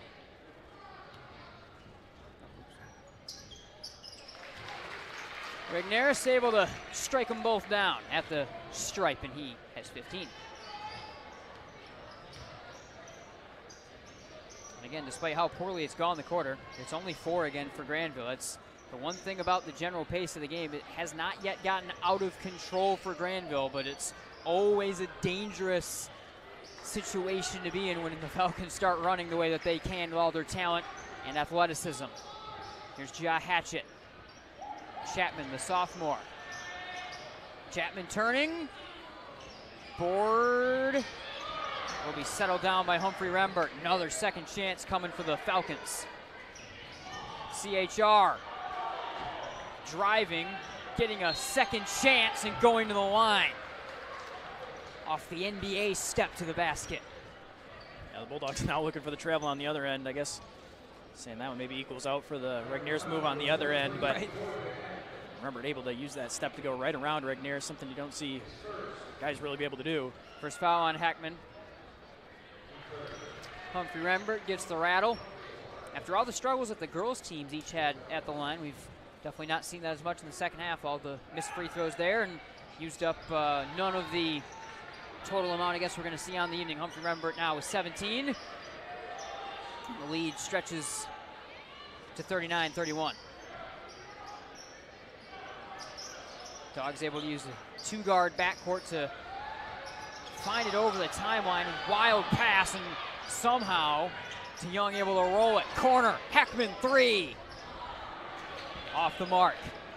Those are the shots that need to fall right now if you're Grandville. They do. An open one from the corner for Heckman, and a wild possession once again forced by the mishandle from DeYoung. They broke the pressure initially across into the half court, but then as soon as that ball's on the floor, things get sped up once again, and even though it's an open three, Heckman maybe rushing that one just a little bit. Hatchett finding Bowman, fouled. Again, that last time, one of the first times Grandville used a little bit of a two-man guard press fake over the timeline. They didn't just make Wade have to dribble and drive and do it himself. That's the second foul on Heckman. Wade will take a seat right here. The Falcons, I think, can feel the opportunity to bust things open a little bit in the next possession or two. Can Grandville answer? Offensive foul on Ja Hatchett. A big defensive stand right there. DeYoung able to keep up with Hatchett. Hatchett was probing. It's going to either, when he gets to that point right there, he's got the opportunity. He can either lower his head, and he can drive all the way and get to the right hand, or he can pull up and hit that mid-range. He's capable of doing both, but DeYoung able to stay right in his hip pocket. Full court man pressure. It's Regneris getting the inbound. Four fouls on Grandville, 3 on the Falcons. That's the first foul on Hatchett. DeYoung inside the final minute of the third. Nice find. Heckman can't roll it home. Randy Chapman the board. Hatchett off and running. Stutters, feeds, Humphrey Rembert. Heckman chases it down. He gets it stolen, but is fouled from behind. Fourth of the quarter on the team. Game that's, we're seeing more of those foul calls coming right now compared to that first half with some of the physicality that East Kentwood's brought. Very close to highlight reel there again as Hatchett the no-look feed to Humphrey Rembert in the corner. He hits that one. This place would have gone crazy, but now rattles out. Heckman the strong rebound, forcing the foul. Third foul on Jaden Bowman, 4 on either team. 42 seconds to go in the third. Wade on the bench. Sorokin will run the offense for the Bulldogs. Handoff for Heckman. Neves. Sorokin. 26 seconds to Young. Up fakes and drives. Cut off by Tompkins. Cam Regneris with 20 for DeYoung. Heckman on the entry. Backs on Chapman. And just all that pressure. You hold the ball with your back to the basket for a minute, and you know you're going to have some guard spiking the ball away from you. Yeah, as soon as they put the ball on the floor, Regneris, Heckman there with the size. As soon as it touches the floor, they're reaching in. Regneris lets the long two go, and he missed it all. Ja Hatchett to the corner. Daryl Tompkins back to Hatchett at the buzzer. It is 39-31 as we go to the final frame. Don't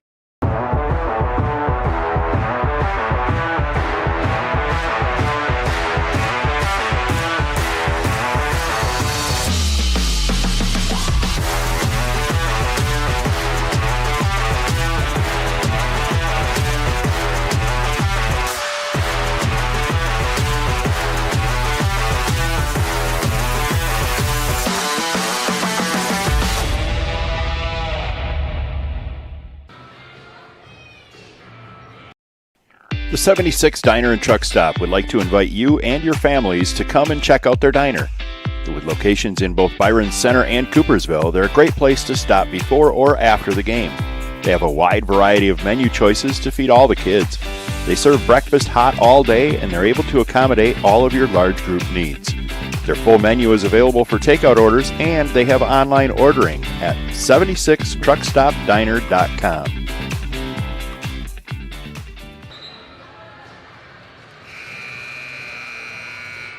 Fourth quarter from Grandville. MGN on Michigan Sports Radio. Nate Dreyer with Chandler Timmer, 39-31. It was one at the break, and the Falcons, I mean, it felt like a much more dominant third quarter than what the scoreboard kind of even says. They really played their game that frame. Yeah, they dominated that third quarter, forced the Bulldogs into a bunch of turnovers, got out in transition, able to open up this lead. But even though the Bulldogs not happy with the way things went there in the third quarter, able to hang with just enough to still be in it here in the fourth if they can kind of turn things around. Grandville back out of the zone as the Falcons open the final quarter of the basketball. Tompkins, Hatchet, triple, rebound, Humphrey Rembert. Again, second chance opportunities for EK. Hatchet, Chapman, driving and kicking. Darryl Tompkins Jr. Can't get the rattle, and Neves will touch it last. And again, second, third, fourth opportunities to EK. It's the part of the game that we thought Grandville would have to control the most if they were going to have a chance to win, and instead it's been East Kentwood controlling it. Mid-range, Hatchet, and that one deflected by DeYoung. Down low, blocked, and I was about to say finally the Bulldogs clear it. If they don't, they'll get hemmed in their own end one more time. They've kind of had issues with that all night long, and it's been at times in securing the initial rebound. Out of the zone defense, you know you're going to sacrifice some of your rebounding ability, but still got to have those effort plays to chase down the loose ball and get some rebounds, and it's been the Falcons who've been able to get their hands on it on the offensive glass, get themselves second chances, and then even when the Bulldogs there get their hands on it, the effort from the Falcons there, and Chapman to come over, reach, and poke that one free from Neves out of bounds. Grandville with Vanderhart and Sorokin in the backcourt right now. Falcons are taking their time against the zone. They're fine bleeding a little bit of clock if they get a good look at the end of it. Chapman. A timeout from Coach Thomas. First time he's used one in the ball game. We'll step aside. You're right.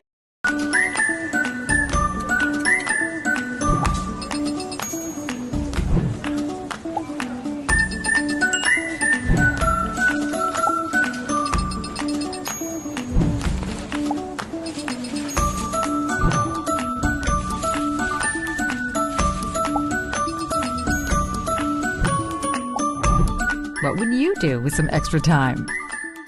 Shop Fastlane today.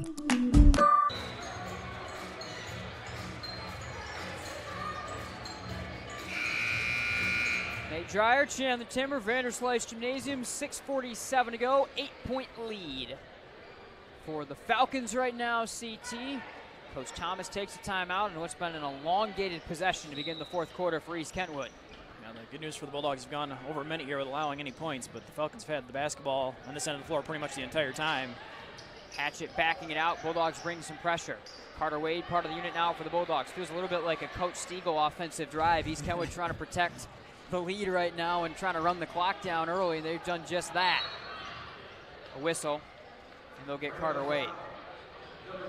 It's like Wade was pretty fine with committing that foul. He was reaching there pretty aggressively, kind of like he knew he was playing the line and almost expected that one to get called. That's his second, first on the Bulldogs in the quarter. Hatchet, or Tompkins in the backcourt. Minute and a half gone. Falcons have had it the whole time this quarter. Randy Chapman up top for Storms. Back to Chapman. Tic-tac-toe, and they roll it down. Nice work there from Storms and Chapman. Back and forth, the pass back out. Storms might have been able to get the three up, but right back down low. Regneris, I think he got away with the travel. Neves will shoot the triple. And Hatchet will take it. Tompkins. Momentum meter significantly swung. Nice find and nice finish. Hatchet to Storms. First bucket of the game for Storms. Terrific pass, Hatchett drawing the defense over, and then able to drop it off to Storms in the left block. Regneris, Neves, corner, got one. And a timeout from Coach Young. He'll take the opportunity to talk things over a little bit right here after Caden Neves got himself to 7 points in the ball game. Attention all golfers, want to keep your game in shape? The Leaderboard Indoor Golf has you covered with over 500 courses, a full bar, and 17 TVs. The Leaderboard Indoor Golf is the perfect place to work on your game, host events and parties, and compete in leagues. Visit theleaderboardgolf.com or call 616-500-8709 to book your tee time today. That's 616-500-8709. All right, CT, welcoming everybody up top here. Again, it was critical moments it felt beginning of the third. Grandville kind of able to weather the storm, and now right now, the same thing. East Kentwood up 9 and threatening to pull away and put this one away. Yeah, East Kentwood's been there a couple different times where it looks like they're starting to open things up, get it right around double digits with an opportunity to really change the flow of the game. And the Bulldogs have been able to hold on, get themselves, haven't really been able to get all the way back to even or take the lead, but they're surviving. The problem is the clock now going to start to work against you as the Falcons going to continue to try to run the clock out as much as they can. Of course, they run so fast that they're going to get their possessions in yet, but Grandville will extend their defense into a half-court kind of 2-2-1 trap, it looks like right here. A look I don't know we have ever seen out of Coach Young in his 3 years with Grandville. Chapman off the mark after a good look, and Grandville will get the basketball back. DeYoung for Wade. Sloppy exchanges all over the place for Grandville continuing, and they'll turn it over to Landon Storms. Hatchett to the basket. They'll go to the line. Turnover after turnover. I'll be so curious to see what the final number comes to for Grandville. That's the key. I mean, they've played right into the game of what East Kentwood forces. Yeah, that's what they're hoping you'll do, and get it across the timeline a bunch of different times, but the pressure doesn't relent there. They continue to have active hands, make things very difficult. They stay in your face, and seeing the Bulldogs just have issues holding on to the basketball pretty much anywhere on the floor. Hatchett can get it to a double-digit lead with 5 minutes to go. He splashes the first down. So Grandville facing a double-digit deficit. Hatchett now at 13 and potentially facing back-to-back losses after the 8-1 start. Have to pull something out down the stretch. 14 for Ja Hatchett. Here's Carter Wade. 5 minutes on the clock. He'll go to work one-on-one with Hatchett, and he'll beat him over the timeline. DeYoung, Neves, corner. Stops. Rigneris in the lane, goes to the line. This Falcon defense is just one of the most suffocating full court attacks, especially when they're going to kind of three-quarter court, pick you up and then just suffocate you start to finish. It is close to unbeatable since they've gone to this really havoc look in the second half. That really makes everything difficult. The Bulldogs have been trying to find an answer now for a while, and they want to get the ball to Regneris, who's been their most consistent option offensively, but when you can't get the ball up the floor, it makes it difficult to get the ball down to your big man. Postman comes in. Regneris was 17, and Grandville now extends it to three-quarter court pressure out of the 2-2-1 again, something we've never seen on a Coach Young here at Grandville. Storms. Lobbing past Humphrey Rembert. Grandville forces a turnover. Now the way that pressure is setting up there, just hoping that you pass it down low. It looks like down between the blocks, and then that essentially sets up a one-on-one with Regneris and whoever's going for a layup. They're going to take their chances that Regneris is going to contest and probably get a piece of a lot of those shots. Hackman and Vanderhart back in for the Bulldogs. They swap out for Postma and DeYoung. 4.5 to go. Ja Hatchett trying to steal it clean and does. Lobbed for Humphrey Rembert. And a foul on the Bulldogs as that was about to be the highlight play of the game. Trying to set up the alley-oop just to look like the pass and might have hit the rim and deflected on the way up, but Falcons, again, Hatchett just an on-ball defense there, able to reach in and knock it away from Wade. Hatchett on the floor. Tie up. Grandville will take it on the alternating possession. 40 5:36 advantage for EK. Just within single digits again now with 4:13 to go. EK goes full court man-to-man. Wade versus Ja Hatchett again. Hatchett reaching and stealing clean.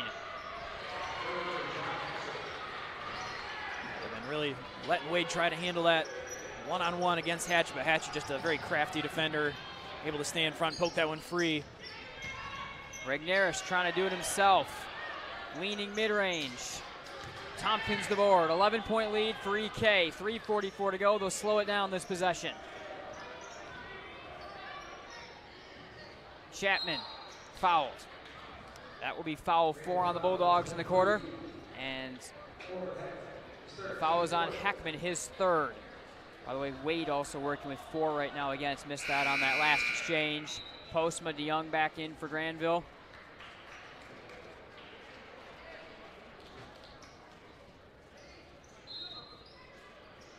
Kentwood been solidifying themselves as the favorite in the OK Red. Hatchett steps on the end line, looking to do that again. Of course, unfortunate they had that game against Hudsonville canceled and postponed, I should say. Because certainly we were going to learn a lot Friday night in that one if that game had taken place when you add it on top of this contest. Carter Wade is fouled over the timeline. It'll be on Tompkins. Second foul of the quarter on Kentwood. 3.5 to go. I'm sure Coach Young still trying to come up with an answer for the pressure for the Falcons. If you try to get multiple guards back there and pass it back and forth, the Falcons have been jumping the passing lanes, and if you let your freshman try to handle the basketball, he's had his pocket picked a couple different times.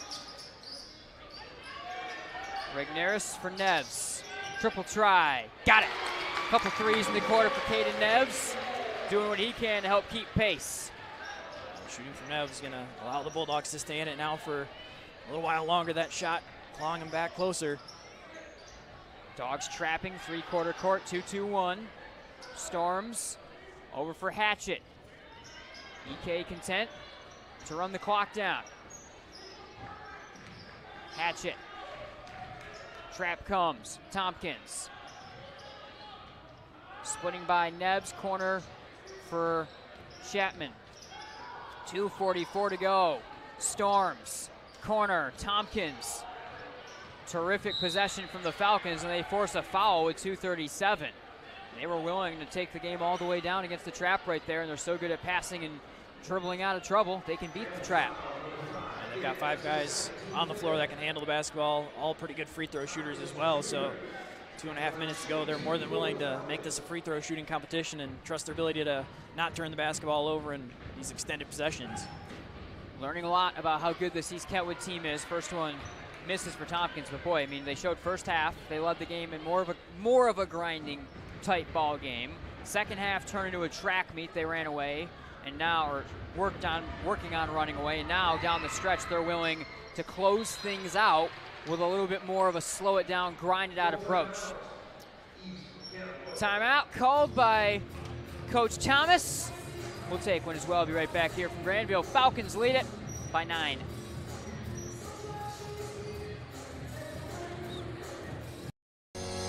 We are Centennial Securities, an independent firm with a team of committed professionals who strive to exceed our clients' expectations by giving outstanding service. We're proud to be part of our community where we live and work.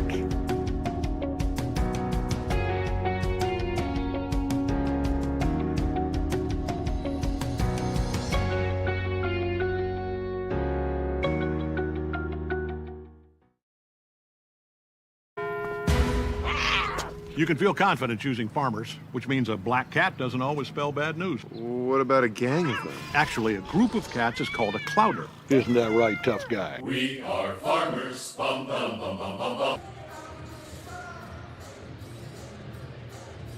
Final 2:37. Coach Mike Thomas calls a timeout as Grandville takes back over. The Bulldogs trailing by 9 out of this break, and Cam Regneris will run the offense as the Falcons pull off some pressure right here. Carter Wade EK settling back into man-to-man defense as they're very content slowing this ball game down. Regnerus fouled, third on the team in the quarter. It'll be on Tompkins, his fourth. 4 on Tompkins Jr. EK's been sending that extra defender, that double team, quite often when Regnerus touches the ball. Send that guard over to try to poke in there and knock it free. That time, a little too much contact on the arm of Regnerus. Neves versus Humphrey Rembert travels. Shuffled the feet on the stop up. Just took that left pivot foot off. EK takes back over, storms in. Bowman takes a seat. Falcon faithful been looking for the travel call. Regnerus earlier in the game. That one a little bit more clear. Neves trying to stop up in the paint. Probably going to try to turn and hit that mid-range jumper. Grandville 2-2-1 three-quarter court trap is on. It's beaten to Storms. Stolen by Heckman. Push to DeYoung. Back to Neves. Toes the triple. Off the mark. Hatchet in the corner's trapped. Finds Chapman. 1:52 in the ball game.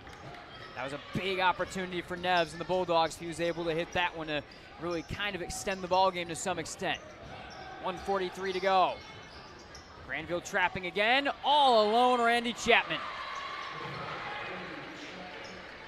Pass into the corner. Regnerus, the last line of defense, had to go out and stop the ball. Allowed the wide open lane. Nobody inside the arc for the Bulldogs to try to defend that one. EK by 11. 90 seconds and less. Regnerus can't get the jam. Kind of a microcosm of the night for the Bulldogs. Spinning Tompkins for Hatchet. Hatchet will back it out, 1:08 and less. Lobbing for Humphrey Rembert. Those two might be looking for a highlight reel play down the stretch. Backed out with 56 seconds, and Heckman will foul Tompkins. 2 at the line for Tompkins. That's the 4th foul on Heckman. Both he and Wade now 1 away from fouling out. Going to be a sweep tonight for East Kentwood. Girls team in dominant fashion. The boys team with a good statement win. Grandville with them throughout the first half. And in the second half, East Kentwood went into a unique kill mode that this team has that we were saying off there. I don't know if many more than 3 or 4 teams in this state can really run with them when they go into this trapping, pressing, take you out in the second half mode. They've done it all year. They've done it for a couple years, but this is better than they've been in a while. Tompkins able to hit that one. I mean, you think back to that regional semifinal game against Muskegon. Muskegon was up like 20 points going to the third quarter. The Falcons do this. Havoc in the second half. Nearly come back and win that game. This is exactly what EK can certainly do. They proved it tonight. Yeah, it's kind of a unique formula. They play with you for the first half. They stay right around even, not necessarily that they play to the competition, but they'll kind of feel things out for the first couple quarters, and then as soon as the second half hits, they really turn up the intensity. They've got that other look, completely different style of game, but it still fits their personnel very well. Final 20 seconds.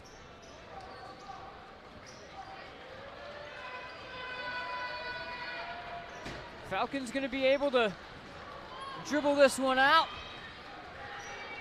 They'll do just that. East Kentwood wins another. That's 5 in a row for the Falcons as they are certainly starting to prove themselves as the top dog, or one of them, and I think the top dog in the OK Red. Grandville has dropped 2 in a row, and the Bulldogs will fall to 8-3 on the season. 51-39 your final. Chandler will go Centennial Securities post-game show. We'll go with your first thoughts. Yeah, I think overall this East Kentwood team showed they're for real. I think the Bulldogs were kind of living on the edge for most of the second half, able to make a couple pushes back to try to keep this game a little bit closer, but the talent of the Falcons and their different styles of game that they're able to go to won out in the end. I think Bulldogs probably look forward to this second matchup between these two teams and feel like they've got a chance, but the Falcons showing here in their first matchup, they're the better team. Grandville was able to slow the East Kentwood offense. The Falcons score over 67 points per game on the year.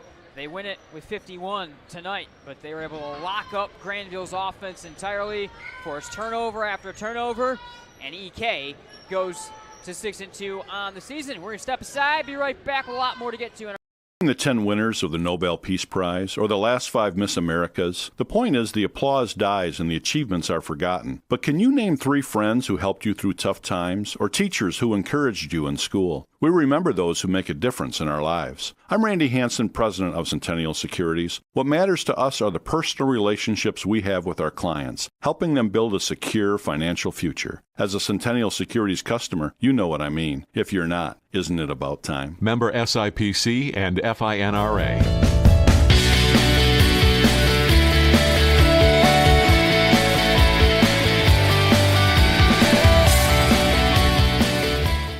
Hey everyone, Nate from Michigan Game Night. If you haven't already, make sure to check out the MGN shop. You can find it through MichiganGameNight.com or the Michigan Game Night page on Michigan Sports Radio. Click on the Buy MGN Merch button or tab on either page and find your way on over. You can check out a store that has hats, beanies, sweatshirts, t-shirts, water bottles, and everything in between, from just simple MGN logo designs to playoff featured designs, designs with famous calls and moments from MGN, and much, much more. Make sure you check out the MGN shop through MichiganGameNight.com or MichiganSportsRadio.com/MGN.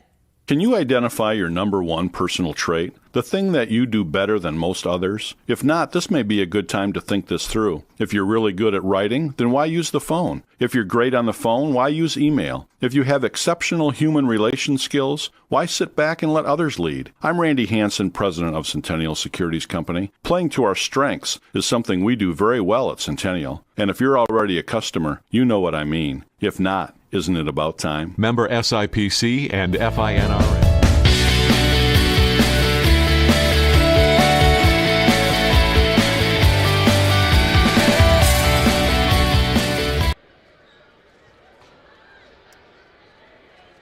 Welcome back to Grandville. Nate Dreyer, Chandler Timmer, 51-39. East Kentwood over Grandville, the final. The Falcons sweep the Bulldogs on the evening. This is our Centennial Securities post-game show. And Chandler, if you can walk us through our scoring summary and scoring recap tonight. All right, we'll start with the Bulldogs. Regnerus led the Grandville side with 17 points. Neves had 10 points. Hybor with 5. Wade with 3, and DeYoung and Heckman each with 2 points for the Falcons. 2 scorers at the top for them. Humphrey Rembert had 17, Hatchett 16. Then it was Chapman with 6, Bowman and Tompkins each with 4, and Wheeler and Storms both with 2. All right, let's take a look at some of the second half highlights. Probably not as many in the second half, just a lot of turnovers, easy baskets, and so forth. But Daryl Tompkins was certainly one of the, if not the biggest part of the second half when you look at East Kentwood able to come out on top, and he started pretty much right away with some of the highlight reel plays. The mark, Hybor. Jumping past DeYoung. Chapman pushes for Tompkins. What a finish!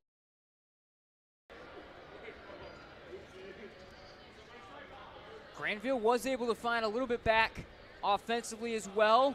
Cam Regnerus held fairly quiet outside of at the line in the second half, but he did have a nice transition dunk, which was really the only way that you were going to score was in transition in the second half.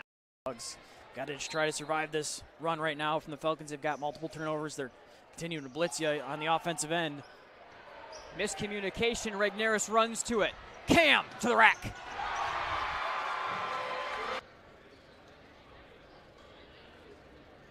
Really smart play from Cam right there. Another smart play and a really, really nice find from Daryl Tompkins to Landon Storms. Wraps up our second half highlights.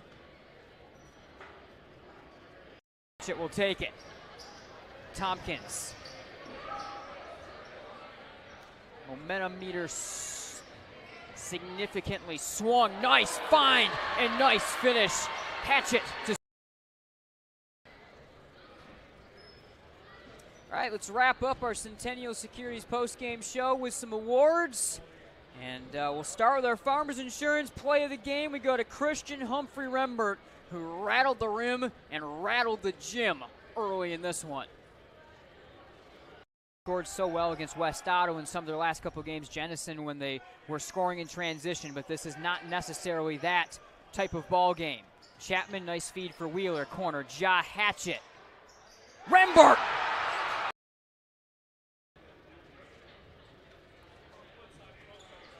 huge play from Humphrey Rembert there.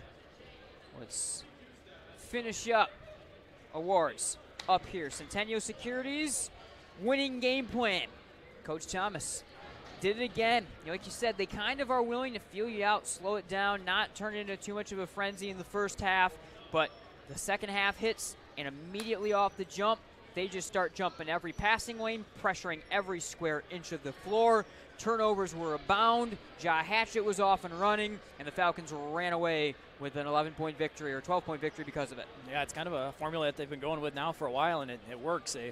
As you said, the first half kind of just played to whatever style they're playing against. Second half, you know it's coming, though. You know that they're going to throw everything they've got at you. They've got a ton of athletes all across the floor. They've got some size mixed in there. Just makes it difficult because, you try to come up with a game plan to neutralize that, and then they've got playmakers and the ability to take that away. And, whether you want to pass it up the floor, you want to try to dribble it up the floor, they're going to steal the basketball away and have opportunities in transition, which is exactly where they want to live. Rainbow Grill in Grandville, open from 6 a.m. to 2 p.m. Monday through Saturday. You can get half a sandwich and a side for $9.09 from 11 to 2 daily. It's Wet Burrito Wednesdays from 11 to 2. They present our Player of the Game award. Humphrey Rembert, Hatchett.